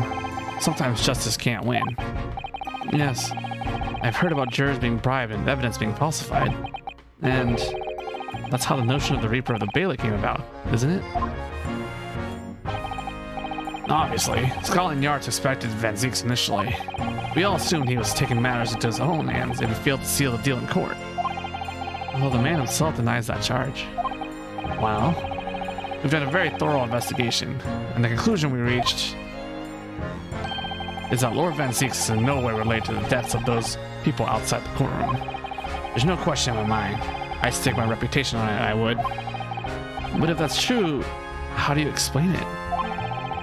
All those defendants couldn't have just coincidentally died if nobody killed them. I know that, but I can't explain it. It's a mystery after all, isn't it? That's the whole point of the Reaper. Professor Harebrained mentioned something else. He said that at university, Lord Van Zeeks was a totally different person. Easygoing and kind. I mean, what? He said that it was after they both graduated that something happened to change the man. Do you have any idea what it was? No clue. Really? Look, I got my hands full watching over this frustrating crime scene. Why don't you go and make a nuisance of yourself elsewhere, eh?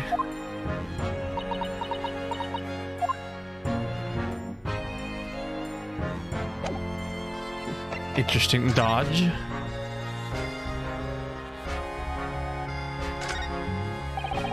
There are all sorts of strange buildings here in the Great Exhibition Grounds, aren't there? I seem to remember something similar being exhibited in Japan one time. Oh, in your country, Bruno? I do wish I could go see it. I'd present a particularly steely samurai with a present of one of Hurley's story I'd written especially. And see if I couldn't get Hurley into a jam against some Bartitsu master ninjas. Bartitsu?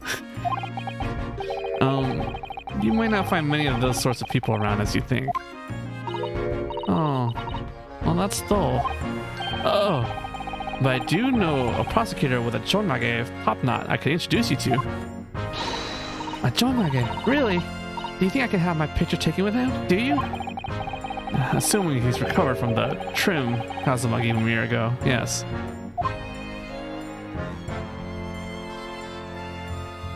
That's some bad news there. Considering how badly damaged everything is, Professor Hairbrain was lucky to escape unscathed, I'd say. We should have a good look around the machine while we can, I think. Touch anything and I'll make sure I'll kill you before I get shot myself, you hear? I won't touch a thing, I promise. So please, spare a thought for your digestion. Anyway, do you really think this machine can actually disassemble people like the professor claims? Yes, looking totally incredulous. Give it a rest, sunshine. If we were allowed to examine all this blatant scrap metal, maybe we can answer that question. But we can't, can we? Because of the annoying rules, you mean? Exactly. The annoying, obstructive, flaming rules. Oh. Look at the base of the machine there. Oh, yes. There's a tool of some kind poking through the wire mesh. It's a screwdriver, I think. Oh, isn't it a lovely one? The handle is in the shape of a capital letter A. It is? Oh yeah, you're right. What's the matter with you? Don't touch anything, I said. Touch anything and I'll make sure I'll kill you before I get strung up myself, I said. Yes, I understand. I'm sorry. I only touched it a teeny weeny bit. But Greg, see? I'm very curious about this screwdriver. Really, very, very curious. Of course, your ladyship. You're so clever, your ladyship. Fancy spotting something like this. But I'm afraid I can't let you have it. But Bruno found it first. I assure you, I'll investigate it thoroughly.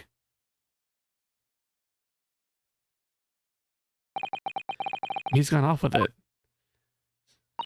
That was very mean. I'm afraid Inspector Gregson is going to make a very clumsy and embarrassing mistake in next month's installment now. Damn, that's fucked up. Poor Gregsy. Oh, now that he's gone. Oops. Oh, sorry, he's not on.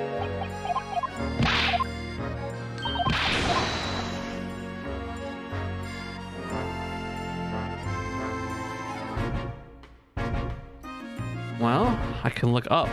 The H button. Oh god. That amazing horn-shaped device is pointing towards the crystal tower. I suppose once people are disassembled by the machine, they're shot out of that thing to wherever they're going. I don't think it's supposed to shoot anything, Bruno. It'll set up to beam people to the crystal tower, where they'd be reconstructed in their original form. Well, I don't like the look of it. If it wasn't as amazing as it looks, the accident wouldn't have happened in the first place, of course. I suppose that's true, yes. But nothing ever goes according to plan, does it?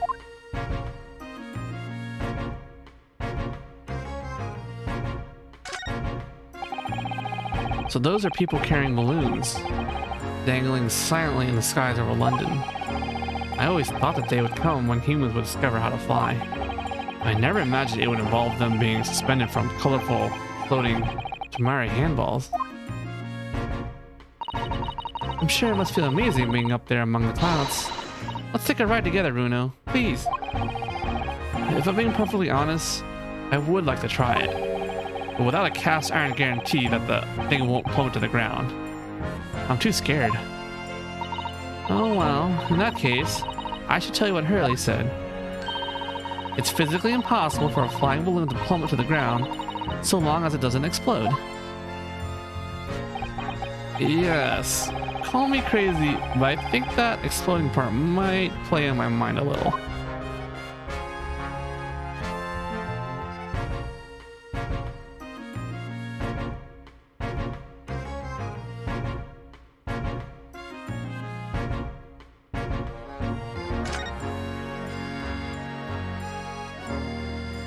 I'm surprised the box isn't investigatable.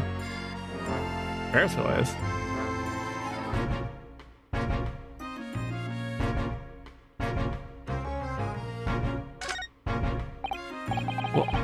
What is that gigantic thing over there? It looks like an enormous water wheel. Oh, that's a Ferris wheel. There will be people riding inside those little cabins you can see. Why? Well, they rotate nice and slowly, so it's a wonderful way to see the surrounding scenery. Wait, it's turning? But it looks completely still. Yes, that's because it's turning so slowly. One complete revolution takes about half an hour. Half an hour? Wow. It doesn't look that slow here. If you're mad enough to go in one, it would be more fun to whiz around fast, don't you think? I feel as though you might have just invented a new sort of ride there, Bruno.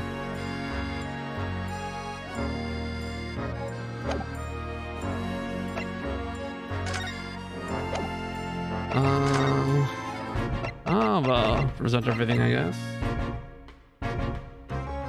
Half an hour Ferris wheel, dude. Can you imagine the queue times? It's like no one can no one gets off.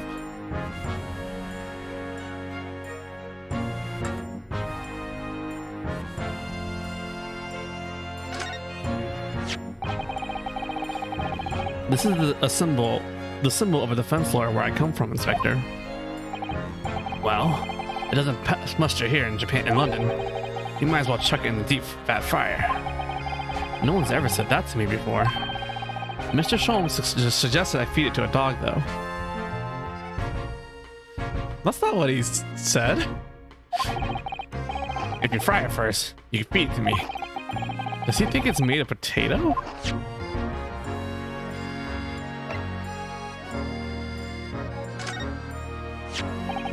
Inspector, have you read this paper? Yeah, 2 unwelcome blasts back to back.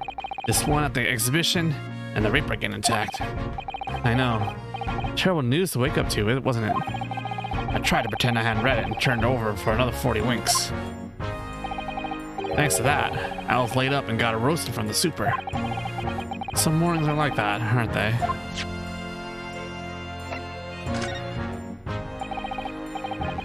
Alright, you gonna say anything about this?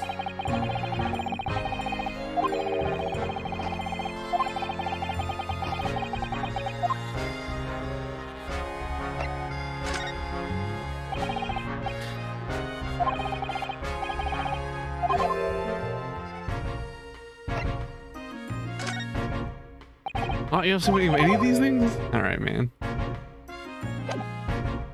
Let's get out of here. There's more? Oh. This is the bottom half, I think.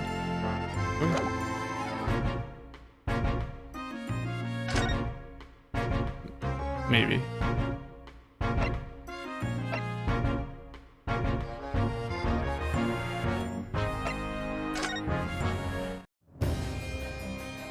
Oh, now Zeke's just chilling, big chilling.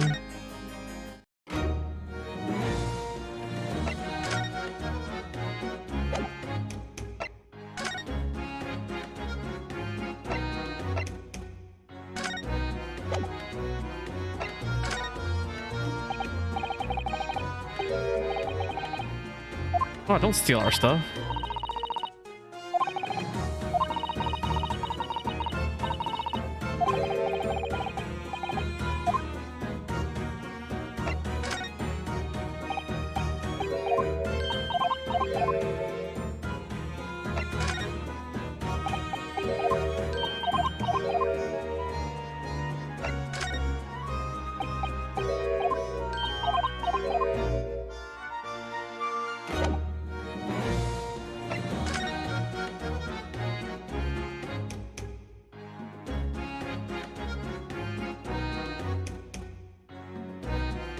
Can't talk to the guards. Did that. Did that. This goes up.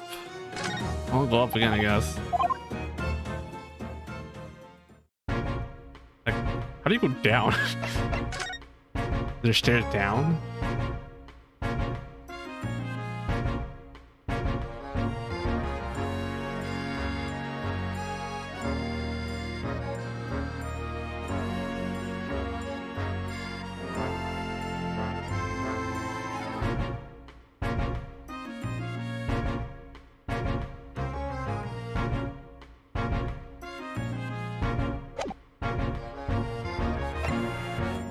Nope, can't go back here.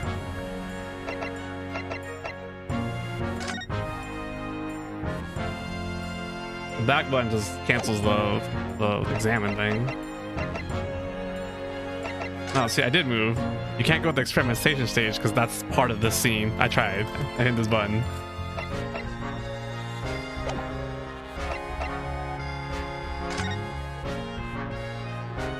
That's like my problem. That's why I went to the prosecutor's office to go back down.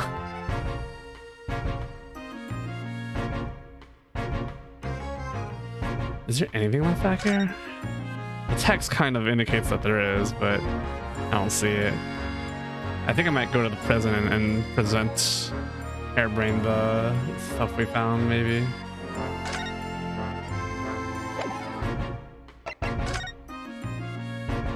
I'm mostly convinced by this text here, because usually the game hints if there's more stuff for you to do with the character text at the bottom.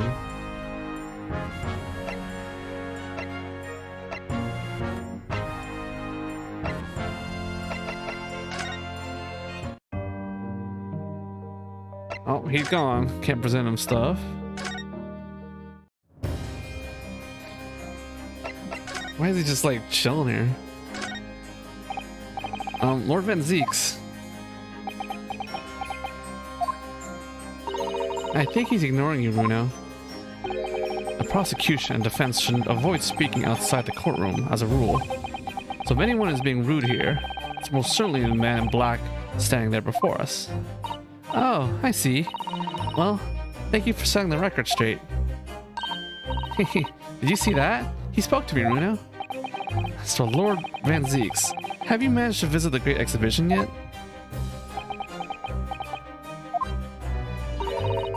He's definitely ignoring you. Right. No niceties either, then. Lord Van Zeek's desk. Look, it's so stylish. And that's a marble chess set beside it. Chess. That's the Western version of our Japanese shogi game, isn't it? You know, I'm actually quite good at shogi problems. Oh, really? You'd probably like chess problems. In that case, I'd love to challenge Lord Van Zeek sometime to a bout of shogi problems. If you only really want to challenge yourself, you can always do that on your own at home. He has so many cups. I didn't realize the first time. He has so many cups. Look at that fine collection of hollow chalices and the bottles neatly lined up there. My hollowed bottles are filled with the essence of the finest grapes from the finest vineyards I visit. I personally oversee these chalices being made by the finest crystal craftsmen in the world, and then toss them into the fire. And yet you throw them around in court like they were worthless. Yes, because this imbecile is so unimaginably and repeatedly wide of the mark sometimes. Oh! Before you open your mouth next time, you should consider the poor artisans whose work you defile. So, it's my fault? Silly me. How could I have ever thought otherwise? Ah. I keep pushing spacebar to go up.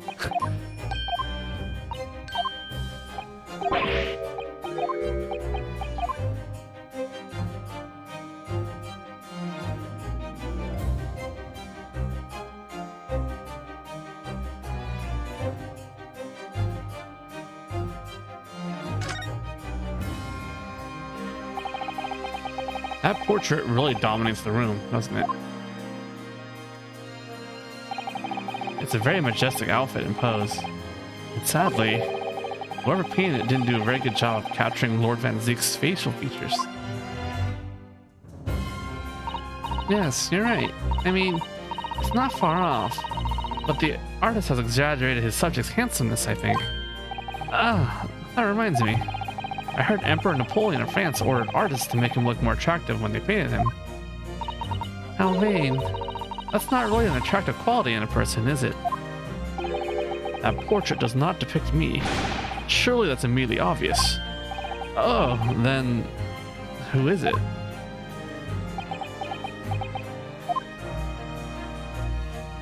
Oh. Ooh, look! It's a scale model of the Great Exhibition Showground. That's amazing. I wonder why it's here. Perhaps he made to take his mind off the sadness of being too busy to attend it in person? Or perhaps he's too embarrassed to queue up for a ticket. Surely it's obvious that I'm using it as an investigative aid. Ah! You Nipponese have no business painting others as overly reserved. Ugh. I really didn't think he'd overhear that.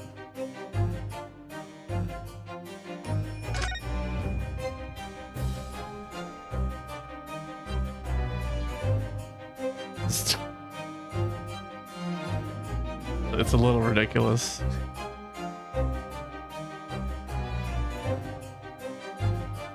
There's page 3.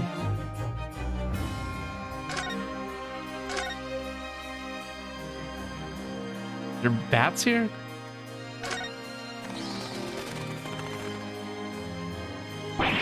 Oh, they were bats. Yes, the Reaper's familiars, I expect. But what about the mute man in dark cloak? I thought he was the familiar. Just not the flying kind. He must be a dear friend of the Mr. Reaper then. I think the familiar idea is more likely. Scary though, either way. Why would you let bats exist in your room? Seems a little wild. Look at all those ancient casts lining the wall there. Casks in the Reaper's chamber. Or are they caskets? You don't think all those people who escaped conviction in court are lying inside them? Dead, do you? What ridiculous notions are going through your head, man? This is a collection of my fine vintages. Oh, yes, of course. Thank you for clearing that up. Bruno and I were just musing to ourselves. Don't mind us, Mr. Reaper. I wouldn't if you hadn't invited yourselves to my office and not to talk nonsense within my earshot.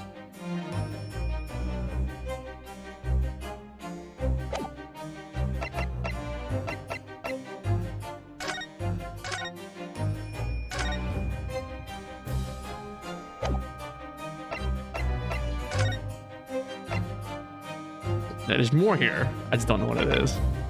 Let's see. This is empty. This is probably empty.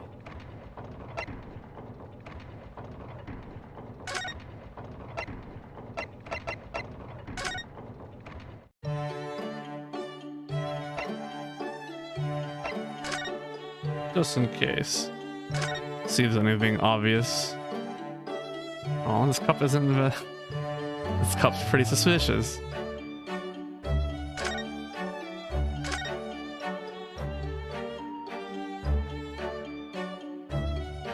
We'll do the typewriter. I can type with my eyes shut, you know. I can believe it. When a deadline's approaching, you sound like a Gatling gun. And that reminds me of a dream I had the other day. It was such a funny one. It woke me, actually. I was typing for a whole hour in the pitch black, but I didn't make a single mistake. That's incredible. But then, when it got light, I found that there wasn't any paper in the machine. And I wonder if I actually have been typing at all. I think you might have just fallen asleep on the job.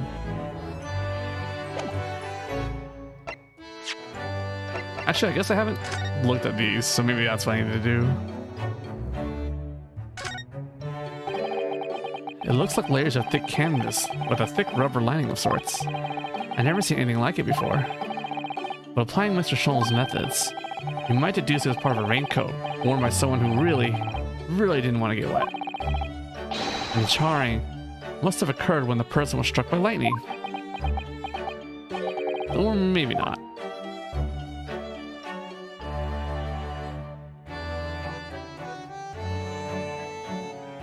Now, what could this be?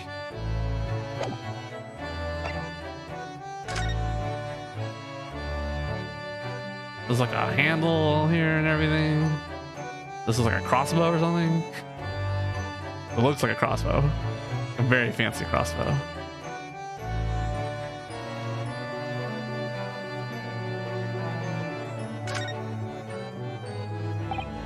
Ah, there's some sort of lever here.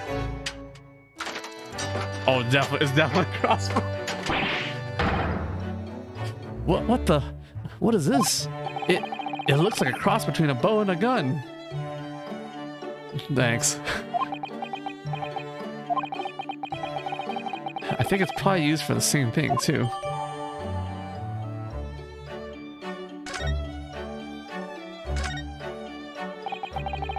This groove here must be where the arrows are loaded, I suppose. So I was right. It's a sort of bow with an automatic firing mechanism. This would be perfect for someone like me who catches his ear with a bowstring 2 times out of 3. Ow. In fact, if I had one of these, maybe I could have beaten Kazuma in Kyudo archery training.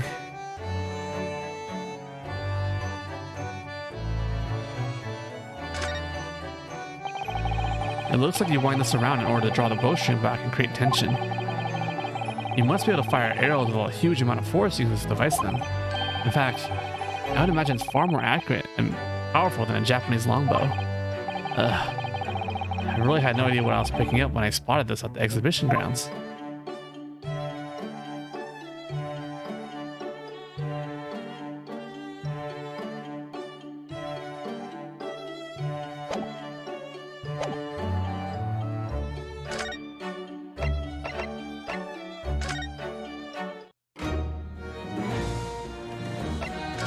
Alright, you say anything about the crossbow?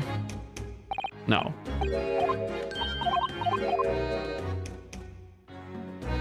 Alright. Gregson better say something about the crossbow.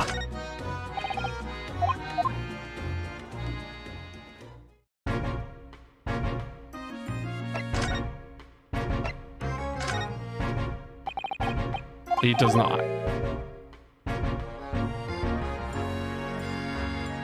Okay. Damn, what have I done here? Let's see. I have all these done.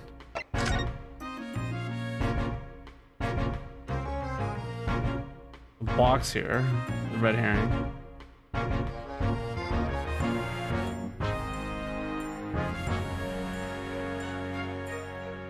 And he's gonna investigate the screwdriver.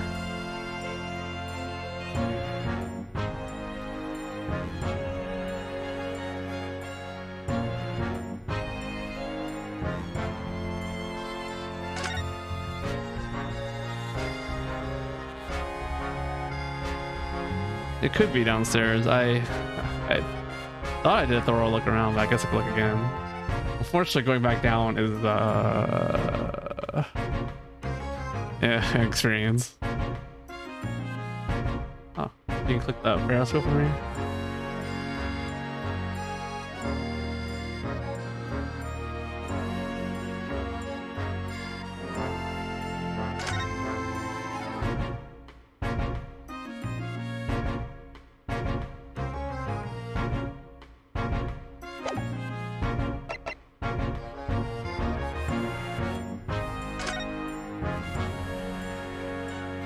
Just let me go back, please.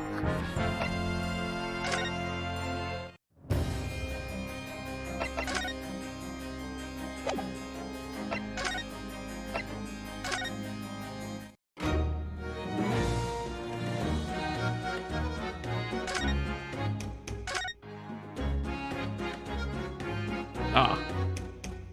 You can investigate the hole, I suppose. That's where the cove ended up after is instant kinesis or whatever they call it. That, of course.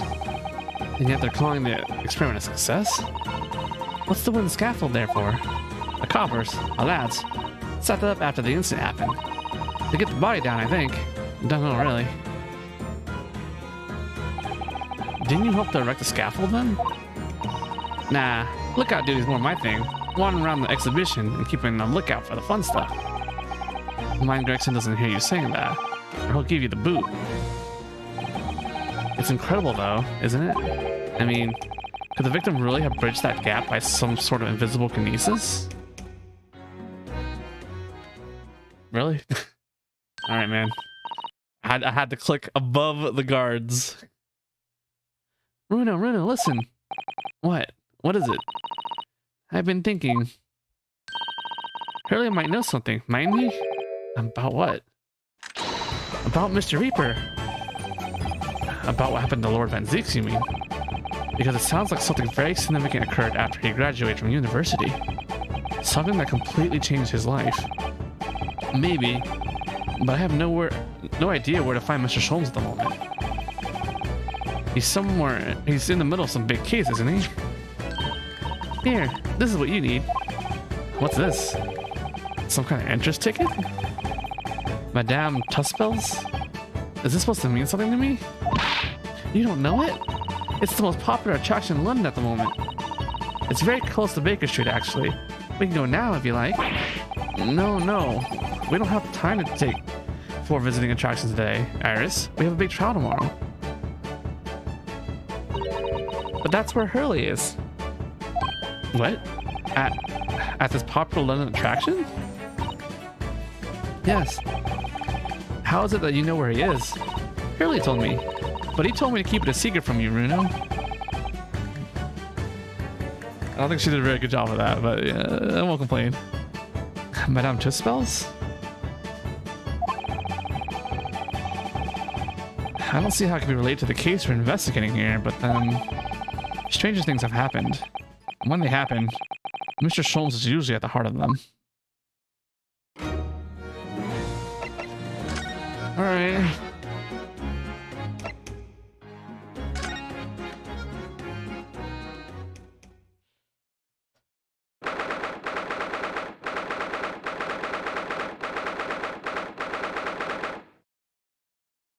Museum of Waxworks.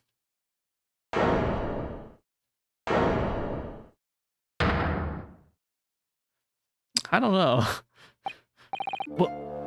What is this place? Look at all these terrifying scenes. But why are the people so still? Guillotines. Ruthless murderers. I know what I'll be dreaming about tonight. They're all wax models. They're amazingly realistic, aren't they? What do you think, Runo? Shocked? Wax models? Ah! I read about dead bodies in wax once in a magazine about strange phenomena. Depending on how corpses are kept after death, parts of them can turn to wax, apparently. It's called adipocere. Stop talking about creepy things like that, Runo. You're scaring me. Anyway, adipocere. Oh god. Ah! What now? I've just remembered something else I read in another magazine about strange phenomena. There was an old lady, maybe a witch, who used to pour molten wax over corpses and put them on display. None of the exhibits in here are real. They're all entirely man-made replicas. They can't be. Do you really expect me to believe that? Just look at them. Oh. There's no way anybody can make models of people that are this realistic. And they're all such gruesome scenes. Wait. What is it? Oh, no. I must be seeing things. 5. It's gonna be a lot here. Wait, oh. Please do not touch the statues. That big heavy curtain is in a very prominent position, isn't it? I have a nasty feeling there's going to be something truly terrifying behind it. Oh yes, That's the famous Tough Spells special exhibit. It depicts one of England's most notorious killers. Do you want to pay the extra fee and have a look? Pay more money? To be even more terrified? Let me think about that for a moment. It was only a suggestion.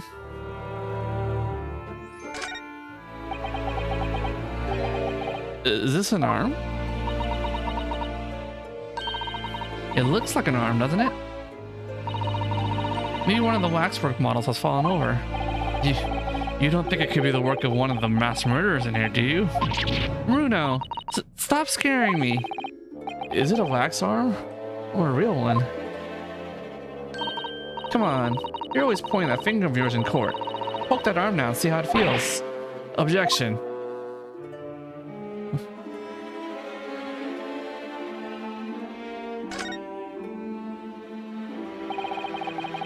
These models are so well made, I can't tell what's a waxwork and what's a real human. Or maybe all the exhibits are real people. And when it's closing time and all the visitors have gone home, they suddenly start moving about. Ugh. Just thinking about it makes me wish it was closing time already and I was on my way home.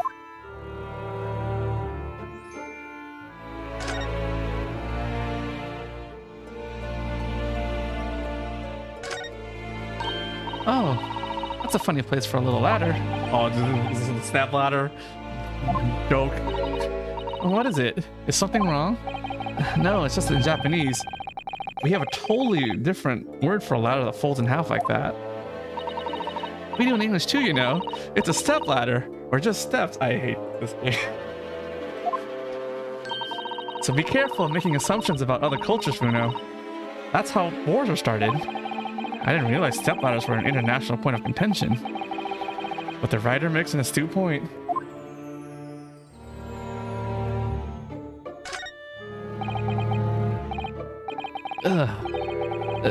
Is this example of Western Tsujigiri?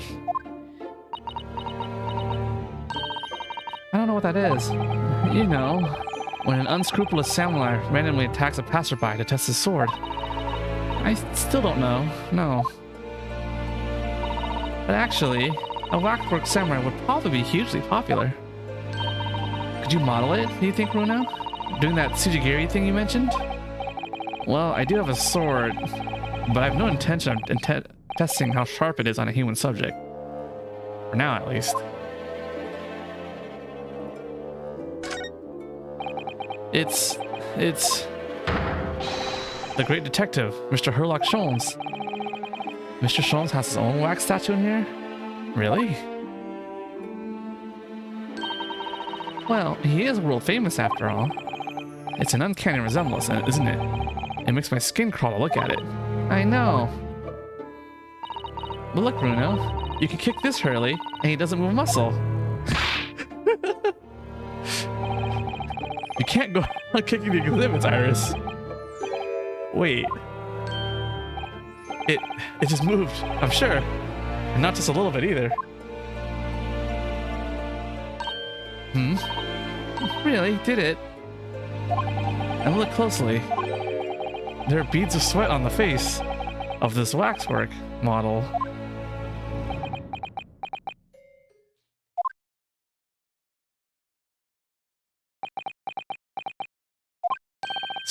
Shall we move on, Iris? Over there, look. There's a great murder scene to enjoy. Much more appealing. Hold it! My dear fellow, I take your exception to your recoiling in such a manner, as if you've seen something truly abhorrent. Mr. Sholmes. I knew it. Iris, what possessed you? I was strictly forbade you from divulging my temporary waxwork secret to Mr. Naruhodo. Temporary waxwork?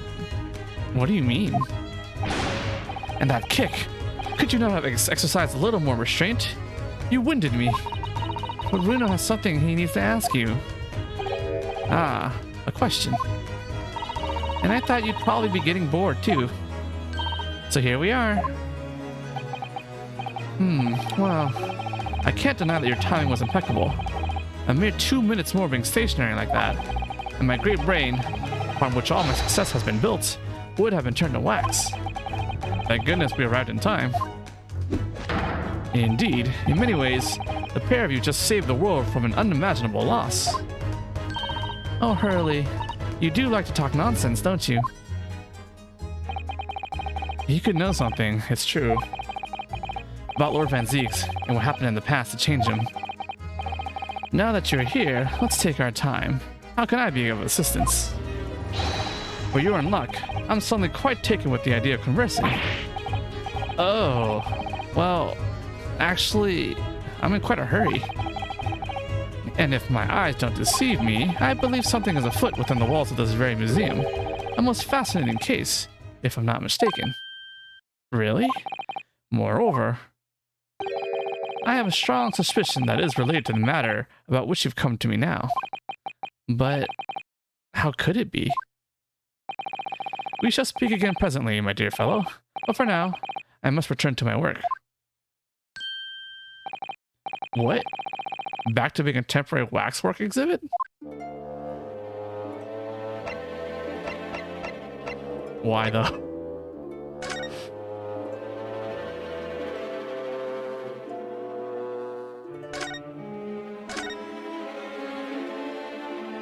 Talk to them in a bit. Let's investigate the rest of this. Is this some infamous murderer? Yes, called Jane the Ripper. All her victims were young women. I knew it. You can tell by the way she's holding that knife. Sure sign of a murderer. Well, yes. Ah! What's the matter, Bruno? I've worked it out. I know what she's doing. She's trying to fill that bathtub with blood so she can have a soak in her victim's gore. Not according to the information about the exhibit on the little board here. It doesn't mention anything about the bathtub. Really? Sorry, I don't think it's significant. I still think it has to be there for a reason.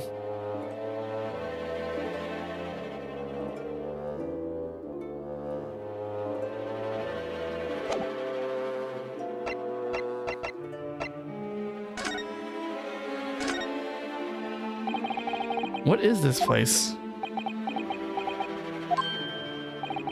Madame Tussvels came to London from France 3 years ago, I understand. Since she opened this little waxwork museum last year, it's enjoyed great popularity in London. There are museums like this in Japan too, but these displays are something else. I mean, they aren't just made from actual real people, are they? The extreme realism of these waxwork models is a particular secret of the Tussvels family, they say. They earned renown during the French Revolution for the waxworks of victims of the guillotine. Ugh, that sounds grim. The gruesome scenes were portrayed with such realism in the expressions of their faces of the condemned. Apparently, the sculptors would make the models directly from the corpses, right there at the site of the executions. That really turns my stomach.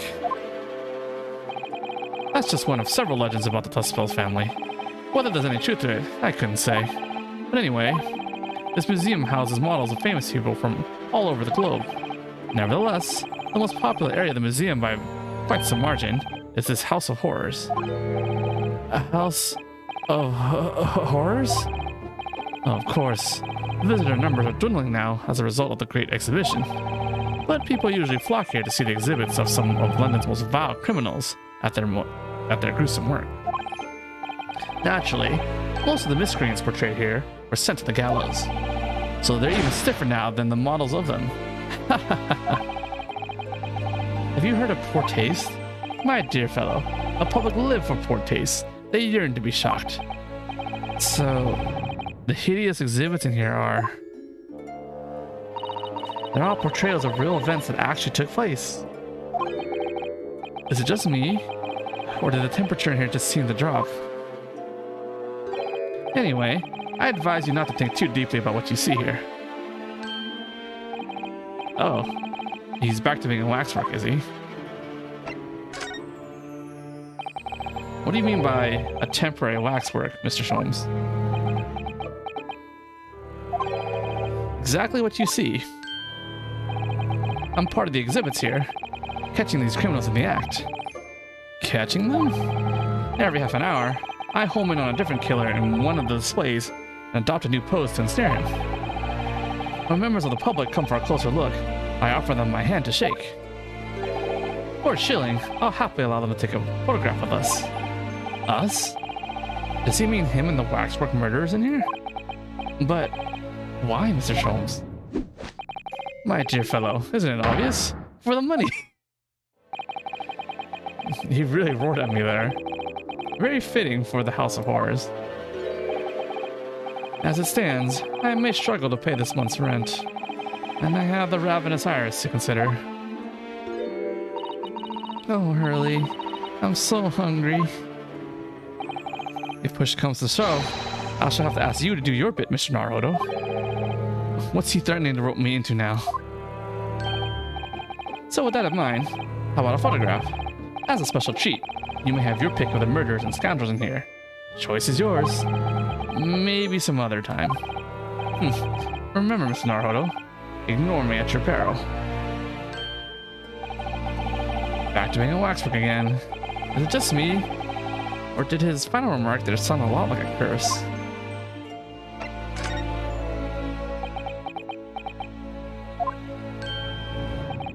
Well, what is it you'd like to ask me then? Actually, it's about Lord Van Zeeks. Ah, our friend Mr. Reaper. How'd you find him? Well, I trust.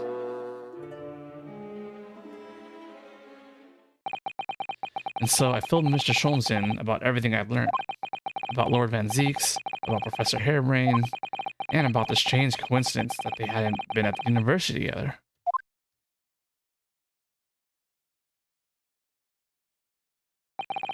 So I'm wondering what it was that happened to make Lord Van Zeeks such a different person.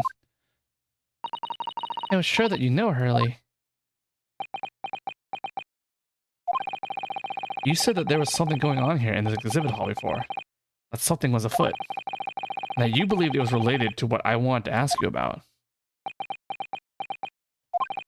Mr. Sholmes? He suddenly clammed up. Well, it seems we reached unavoidable. Greetings. Oh, hello. Where did she appear from? And what's she wearing? Could she look any more mysterious? I hope you are appreciating my museum. Sorry, have we... Mr. Sholmes, do you know that... Not again. My apologies. I am Esmeralda Tuspils. This is my museum of waxwork. What? You're the Madame Tuspils? Bien sûr. Though only 26 years young, I might add. Is that significant somehow? I'm a madame in name only. It adds a certain je ne sais quoi. I don't do French. Right. Firstly, I must apologize for my waxworks. Or rather, one waxwork in particular. That'll be Mr. Sholmes then. I was led to believe that he was a great detective, but he seems unable to settle. Next time you move from your designated exhibit, there will be toil and trouble. She sounds deadly serious. That's a problem. How am I supposed to ask Mr. Sholmes about Lord Van Zeeks now? Let's not forget about what Hurley said before. About something being afoot. Right here in the museum, I mean. Yes, I know, but... I'm so curious. I want to know what's happening here. Have we got enough on our plate already?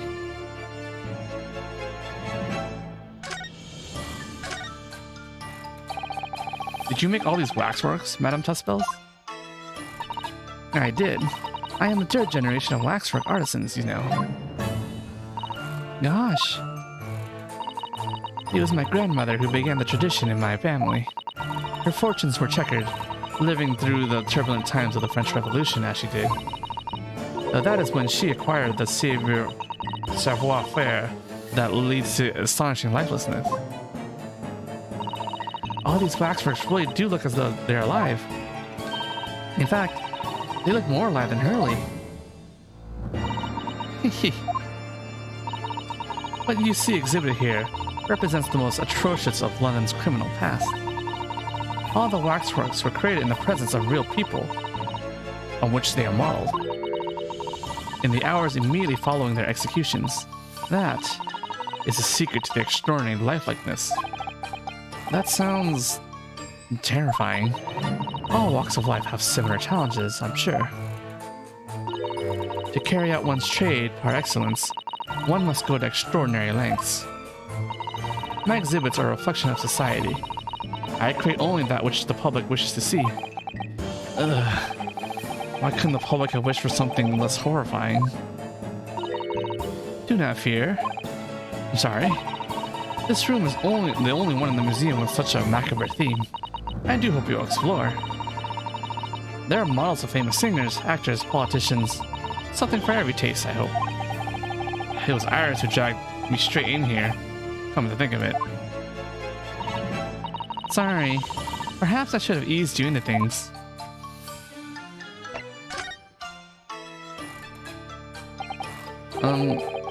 What's the situation with that? Ah, my temporary waxwork model. He approached me some days ago, you see, with a business proposal. Oh, what sort of proposal? My dear madame, what these sparse exhibits need is the addition of a world-famous great detective. Or words to that effect. Naturally, I am well aware that Mr. Sholmes is widely known in London as a talented detective. It's great detective, actually. He's very specific about it. Yes, the creme de la creme. So I was keen to come to some arrangement with him, of course. But sadly, we were unable to agree terms. Let me guess. Someone wanted to charge an exorbitant price for his services. For a mere £500, I would dive into your cauldron of wax this very moment. Or words to that effect. Mr. Sholmes might have overdone it slightly with the sales pitch. Regrettably, the museum has a shortage of funds at the moment due to unforeseen circumstances. So we came to the current arrangement instead. Surely he doesn't really need to do what he's doing though, does he? I would think not, but he was very insistent. I have a 50 shilling problem that must be resolved by the morning. Or words to that effect. It's the pawnbroker, that's what it is. He must have something to redeem. Is the consulting detective work not going so well?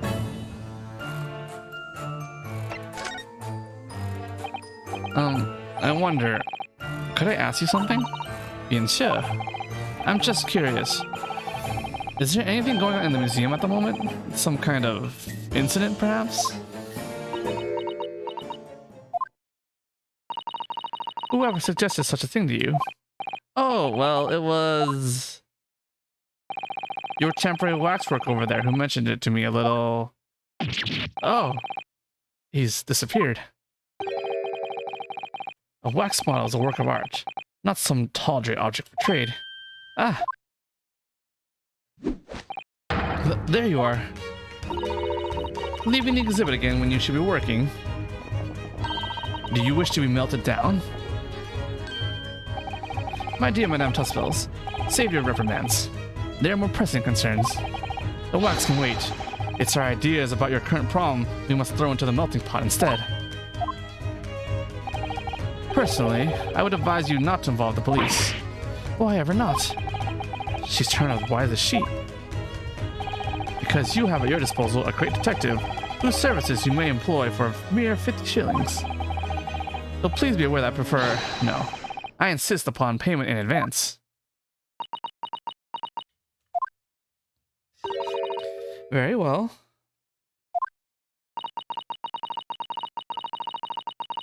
Let us see if the great detective is able to live up to his name, shall we? Before I engage my analytical processes, I must ask you to clarify something. What, pray, is behind the curtain? That is the Tussville special exhibit. There is an extra charge to see it. Ah, the special exhibit in the House of Horrors. It must depict the special killer then, I presume. Would you be so kind as to draw back the curtain, I wonder? Ah, absolutely none. There's nothing amiss behind there. Nothing amiss, madame. What about the arm protruding ominously from under the curtain? Ah! I strongly encourage you to allow me to see what lies beyond, before the situation worsens. Yes, very well. I will draw back the curtains, but only as Sukan.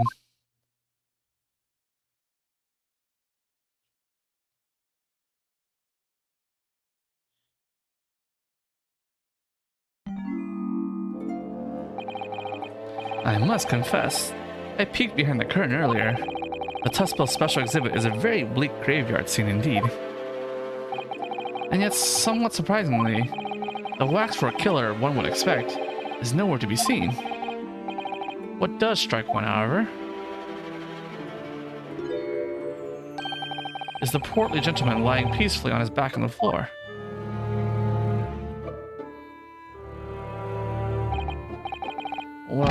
Well then perhaps Mr. Sholmes, that man on the floor, is the ruthless killer himself. I'm afraid not, my dear fellow. He's a perfectly ordinary London gentleman. Not even a waxwork, in fact. What? As skillfully made as these waxworks are, they are always distinguishable from real humans. So, allow me to present my two conclusions. The first is that a sizable business transaction has been taking place in this special exhibit. Why? Why would you say that?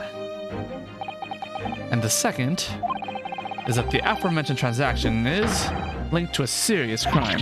Ah! She looks as pale as candle wax. I don't understand.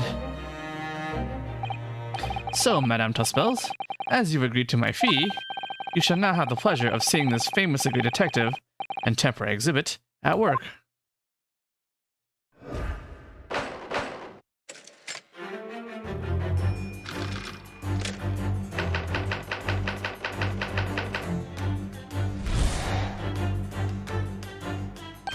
To begin with, we must ask ourselves what exactly is afoot here in this museum. The answer is revealed by the bundle of banknotes protruding so helpfully from your bag. In my estimation, some 200 pounds. That is all my own money. So what does a large sum of money reveal? Nah, not as much as the involuntary glance you cast, it would seem, Madame Tuspels. Yes, the answer lies in where your eyes now fall. The significance of the 200 pounds is revealed by that public notice. Waxwork for sale. Your business has hit hard times, it would seem. In short, you sold the infamous killer, the centerpiece of your special exhibit, for the sum of 200 pounds. None! Now, let us explore the next curiosity with which we are presented. Who is the poorly gentleman stretched out so peacefully on the floor? It would appear the man has suffered a severe shock, the cause of which is clearly known to you. Ah! Unfortunately, madame, keeping secrets does not appear to be your forte. What dealt the man such a shocking blow was, of course, the 200 pounds. It would appear that you twisted this gentleman around your little finger most effectively. What are you suggesting? He rashly agreed to purchase the waxwork for the sum of 200 pounds. Only when he came to hand the money over did it occur to him what an extortionate amount he was paying. But the money was no longer in his hands. And the result? The scene you see before us. He collapsed in shock. Yes, the killer in the special exhibit fetched a killer price. We can only pray that the gentleman's dreams are not plagued with regret.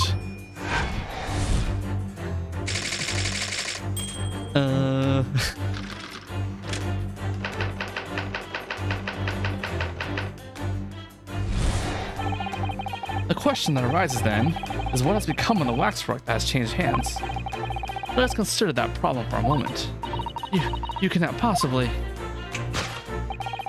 What immediately strikes me about this conundrum is the young man standing over there. Who is this fellow? To find the answer, we need only observe his neckerchief. Such is worn by a policeman as a secret sign to fellow members of the force that a crime is being perpetrated.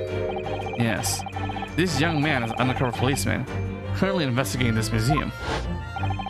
I know him well, in fact. It's Sergeant John Clay. What are you talking about? The man's quite a celebrity. He received triple accolades at last year's policing awards. But... Next, we turn our attention to the old man sat before him with a particularly unsightly visage. I've been watching closely and he hasn't moved a muscle. Almost, in fact, as if he were waxwork.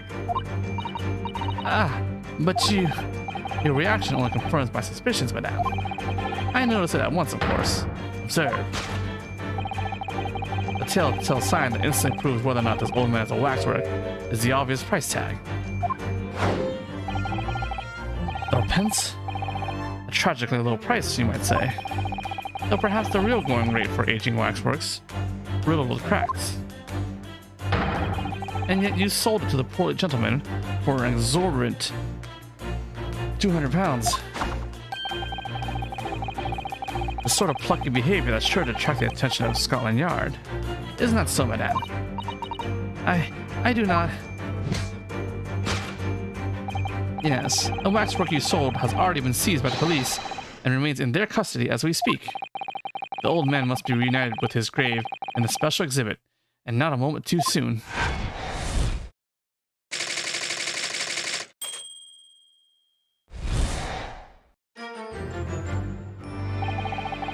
Thus concludes Herlock Sholmes' great deduction of this horrifying puzzle.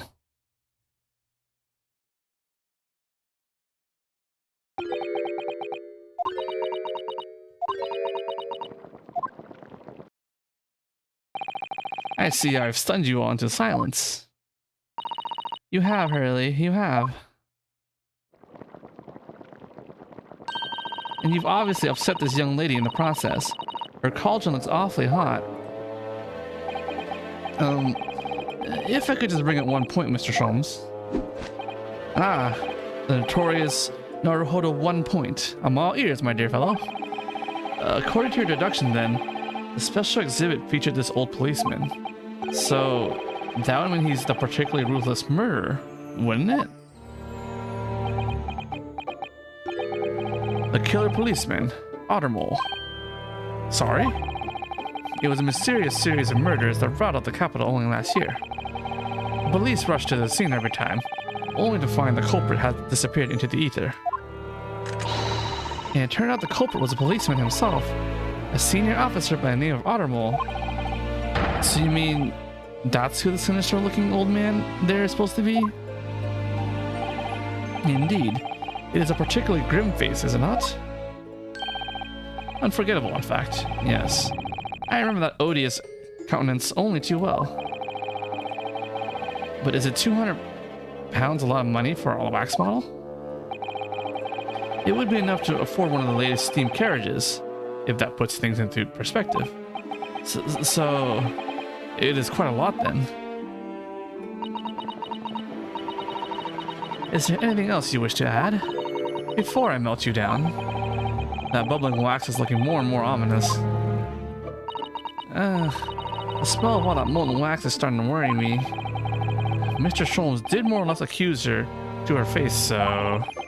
I think I might have to call in your assistance here, Iris, if that's alright. To make some minor corrections to the great detective's great deductions. Of course it's alright. We'll soon set things straight. Well, let's get started then, shall we? Before Madame Tuspel vents her anger. It's just what I was waiting to hear, my dear fellow. So, Madame Tuspels, in accordance with our agreement, you shall now have the pleasure of seeing this famously great detective and temporary exhibit at work.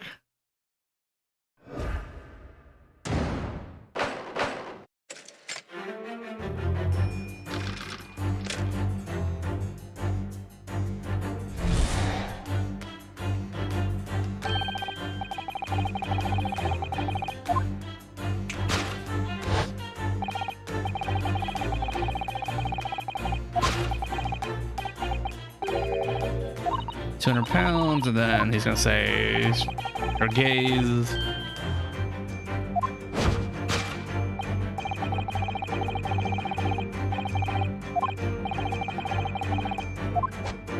He says the public notice, but it's probably, I mean, it's obviously something else. She definitely looked in this direction, it's true. But I'm not sure if she sold any of her waxwork, even for 200 pounds. Oh? She must pour her heart and soul into making them, don't you think? Over and above the wax.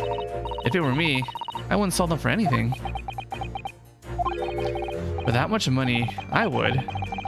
But it sounds like that makes me a bad person. Well, anyway, I wonder if the 200 pounds could have some other significance.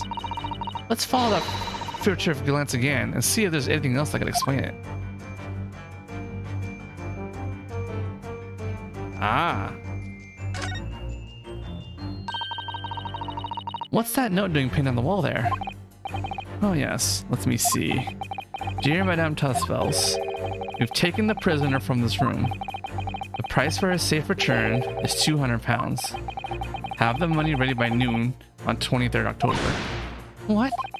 This is like the sort of thing that's left when is kidnapped. Yes, it's a ransom note. Exactly.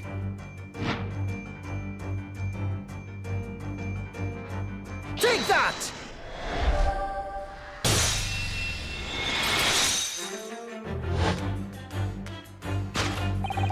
The significance of the 200 pounds is revealed by that ransom note.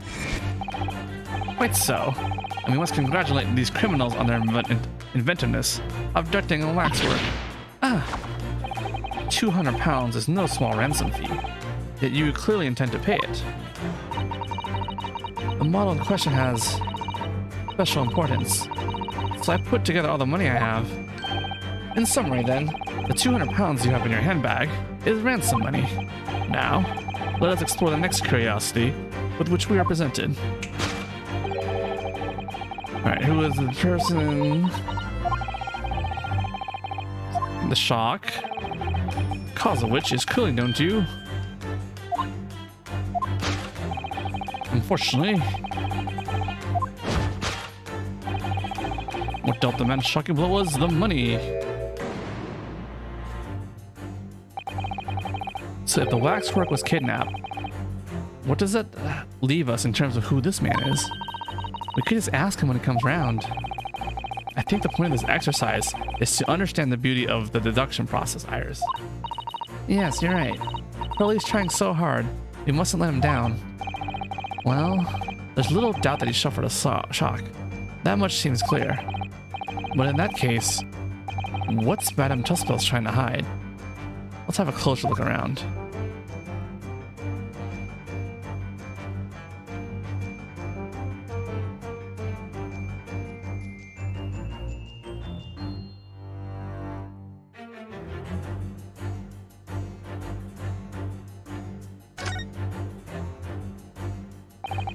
Madame Tussfels has very long hair, doesn't she? Yes, but you couldn't tell looking at her from the front. You know, it looks rather like a whip, don't you think?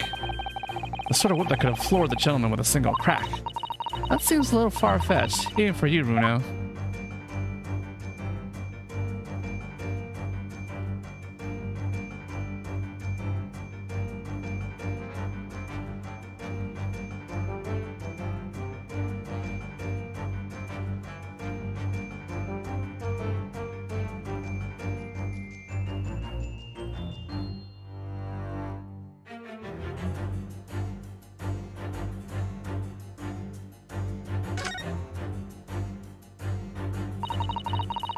This is just Madame Tussfels' right hand, isn't it? Yes, it must be. I can clearly see her left hand after all. Oh, but wait a minute. This is a left hand as well, look. Don't say such creepy things, Iris, please. And it seems very stiff, too. In fact, it's really hard. You mean it's made of wax?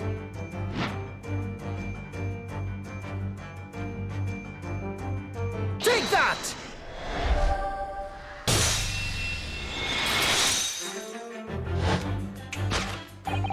What dealt the man such a shocking blow was, of course, the waxwork hand. Indeed, with a solid waxwork limb, one could deliver a very substantial blow. How could you? The hand protruding from the bottom of your cape. It ought to be a right hand, but closer inspection reveals that, in fact, it's a left hand. And somewhat masculine as well. In other words, it does not belong to you, madame. It is the hand of a waxwork model. Yeah.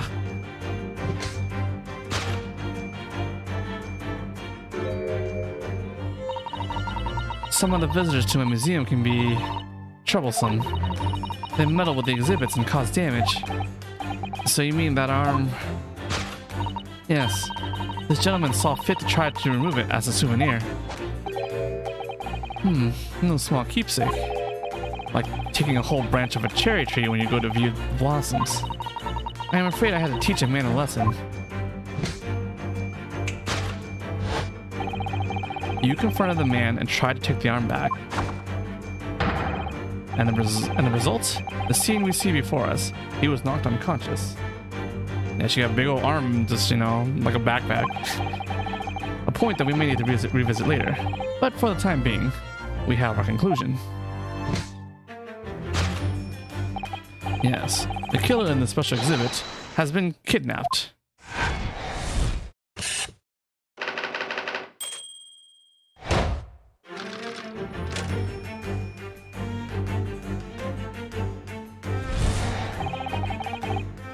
Alright, so what has become of the waxwork?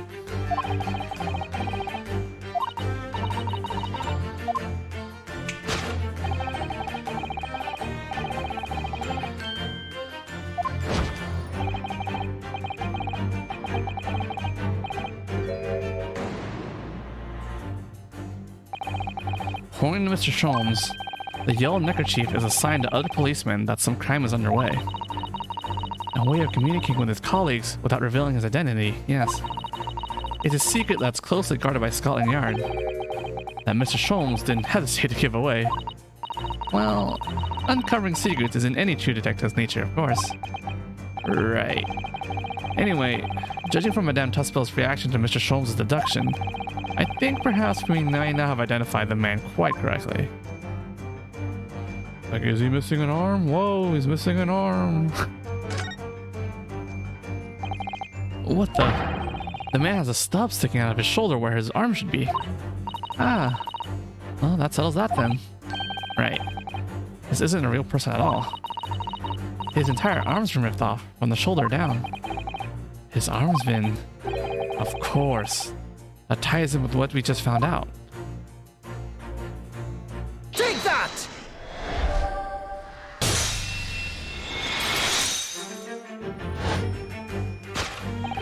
Who is this fellow? To find the answer, we need only observe his shoulder stub. No such boneless human walks this earth. Of that I can assure you. In other words, the man standing here, the young Sergeant John Clay, is in fact, defying all odds, a waxwork model. I seem to remember it was you who concluded he was a real person in the first place, Mr. Sholmes. He has become quite a celebrity in London, being the winner of no less than 3 policing awards last year. I simply had to make a model of the man. Naturally, what other explanation could there be? And it was this detective's arm that was pulled off by the man on the floor in the special exhibit, wasn't it? Next, we turn our attention to the old man... Yeah, this old man.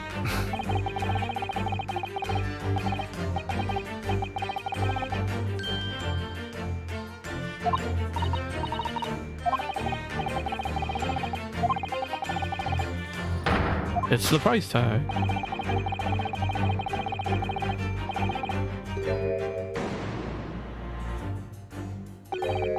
A killer policeman called Ottermole, was it? Was he well known?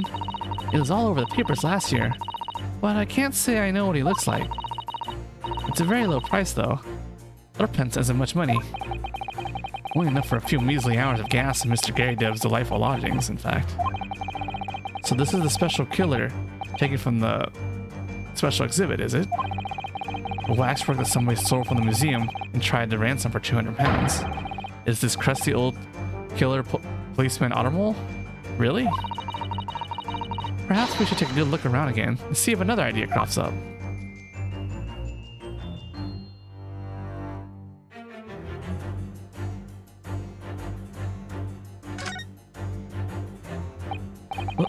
Look at this. The old man's tapping his foot like crazy. He seems to be fast asleep though. He's not tapping his foot consciously then. So you mean it must be a twitch? Never mind that. The point is, waxworks don't tap their feet or twitch. And look at his arm too. We've seen a scarf like that somewhere else around here, haven't we?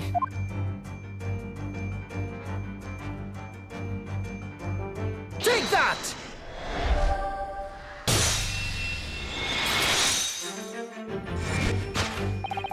The telltale sign that instantly proves whether or not this old man is a waxwork is the obvious twitch. Even the most realistic waxworks do not exhibit a twitch.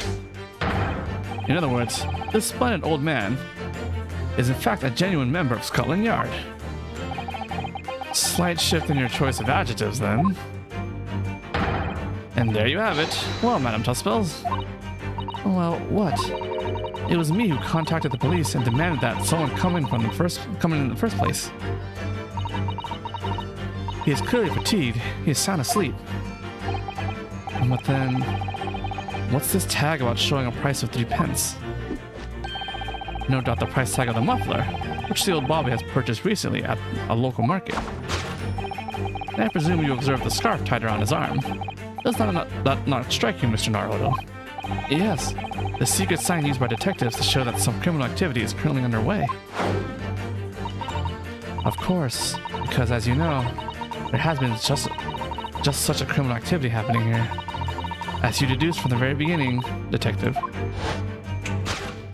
So, it would seem that we finally arrived at the truth.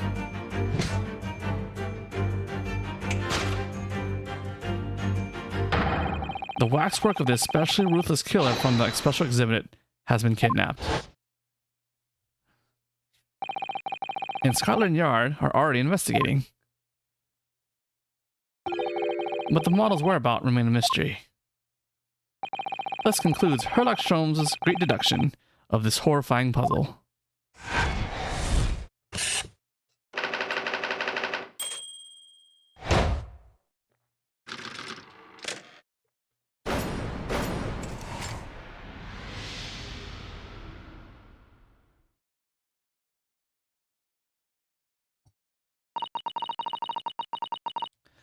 All sorts of people visit my museum here. Men and women, young and old. Sometimes they drop in just for a short time on their way back from the pub. I walk on the mall. How's that solved? I mean, the question was, where's the waxwork? And the answer is, we don't know. That's, we solved the question. We didn't solve where it was. We just, like, where is it? Well, why are we here? I don't ask questions. Sometimes they drop in for just a short time on their way back from the pub. I walk on the mall. But if anyone tries to damage my exhibits, I do not take it lightly. Anyway.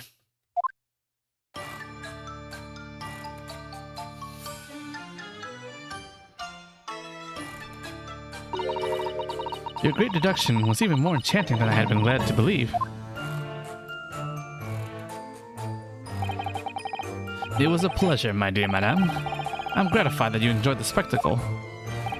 And as for your rough customer, I have no doubt he'll regain consciousness shortly and return home.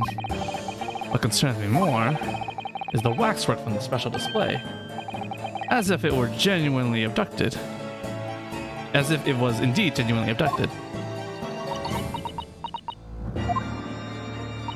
Yes, tragically, it was. Then I would ask you to recount us the events surrounding the stolen waxwork. In as much detail as possible, if you please. Very well, but after I have told you what I know, I must insist that you return to your work.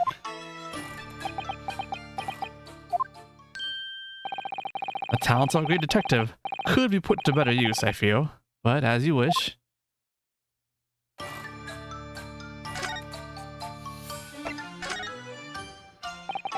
Tell us more about the stolen waxwork, please. It was some days ago now.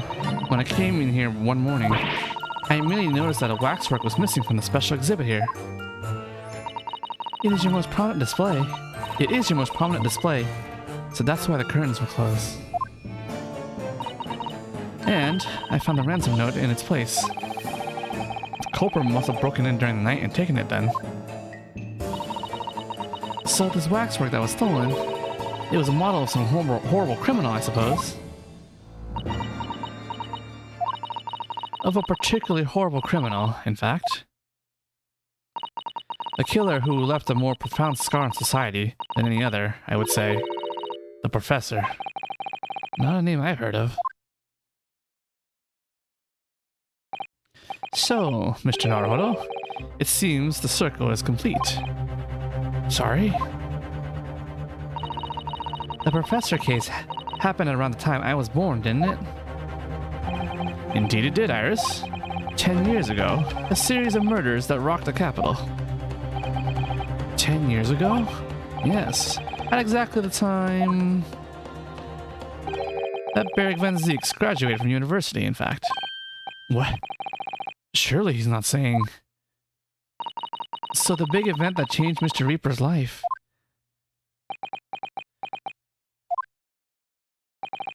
As you've surmised, it was the Professor case. Who was this Professor then?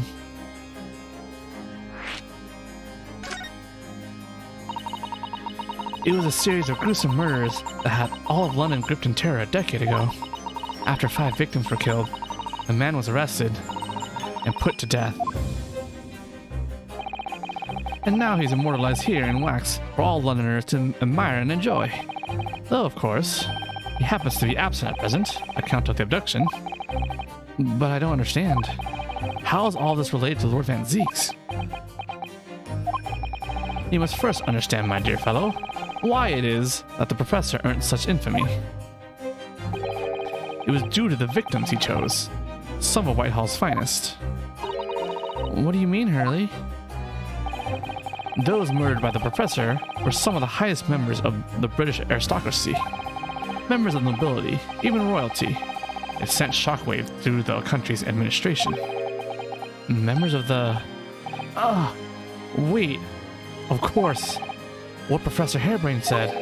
Lord Van Zieks is from a family with noble blood. Oh gosh. It was the 5th victim that led to the Professor's arrest. The last of the killer's prey was a young noble by the name of... Clint Van Zieks. No! I don't believe it! Van Zieks. I'm sure you can piece together the rest for yourself. In the wake of his older brother's murder, the young Beric pursued a career as a prosecutor, and eventually became the Reaper we know today. I had no idea Lord Van Zieks had such a tragic past. Well, I'm afraid that's all I can say on the matter, for the time being at least. After all, I have work to do. At the waxwork exhibit.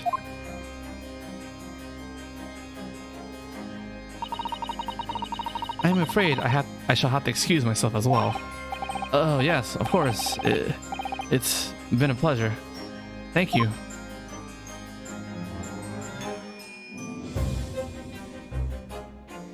She'll be back.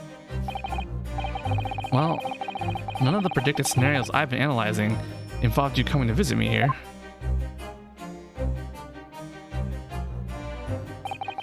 It's been too long, it really has. I'm delighted to see you, Beric. It's been 10 years, and here we are, meeting in a prison of all places. I can't forgive myself for what happened to Mr. Asman. I just can't. I still can't believe it could happen. Tomorrow, the court will decide. Yes. I have a young Easternman acting for my defense. He seems reliable enough, though. It was an accident. A terrible accident. He assures me he can prove it. I must warn you. Oh, I know. I've heard already. You're going to be prosecuting, aren't you? Yes. Since I returned to England, I've heard lots of stories. Barrick, are you really... What? Never mind. I know that you have my best interests at heart. My friend is on trial. I wouldn't entrust it to anybody else. Of course, I fully understand. Thank you, Barrick. Until tomorrow, then. I'll see you in court. Ooh.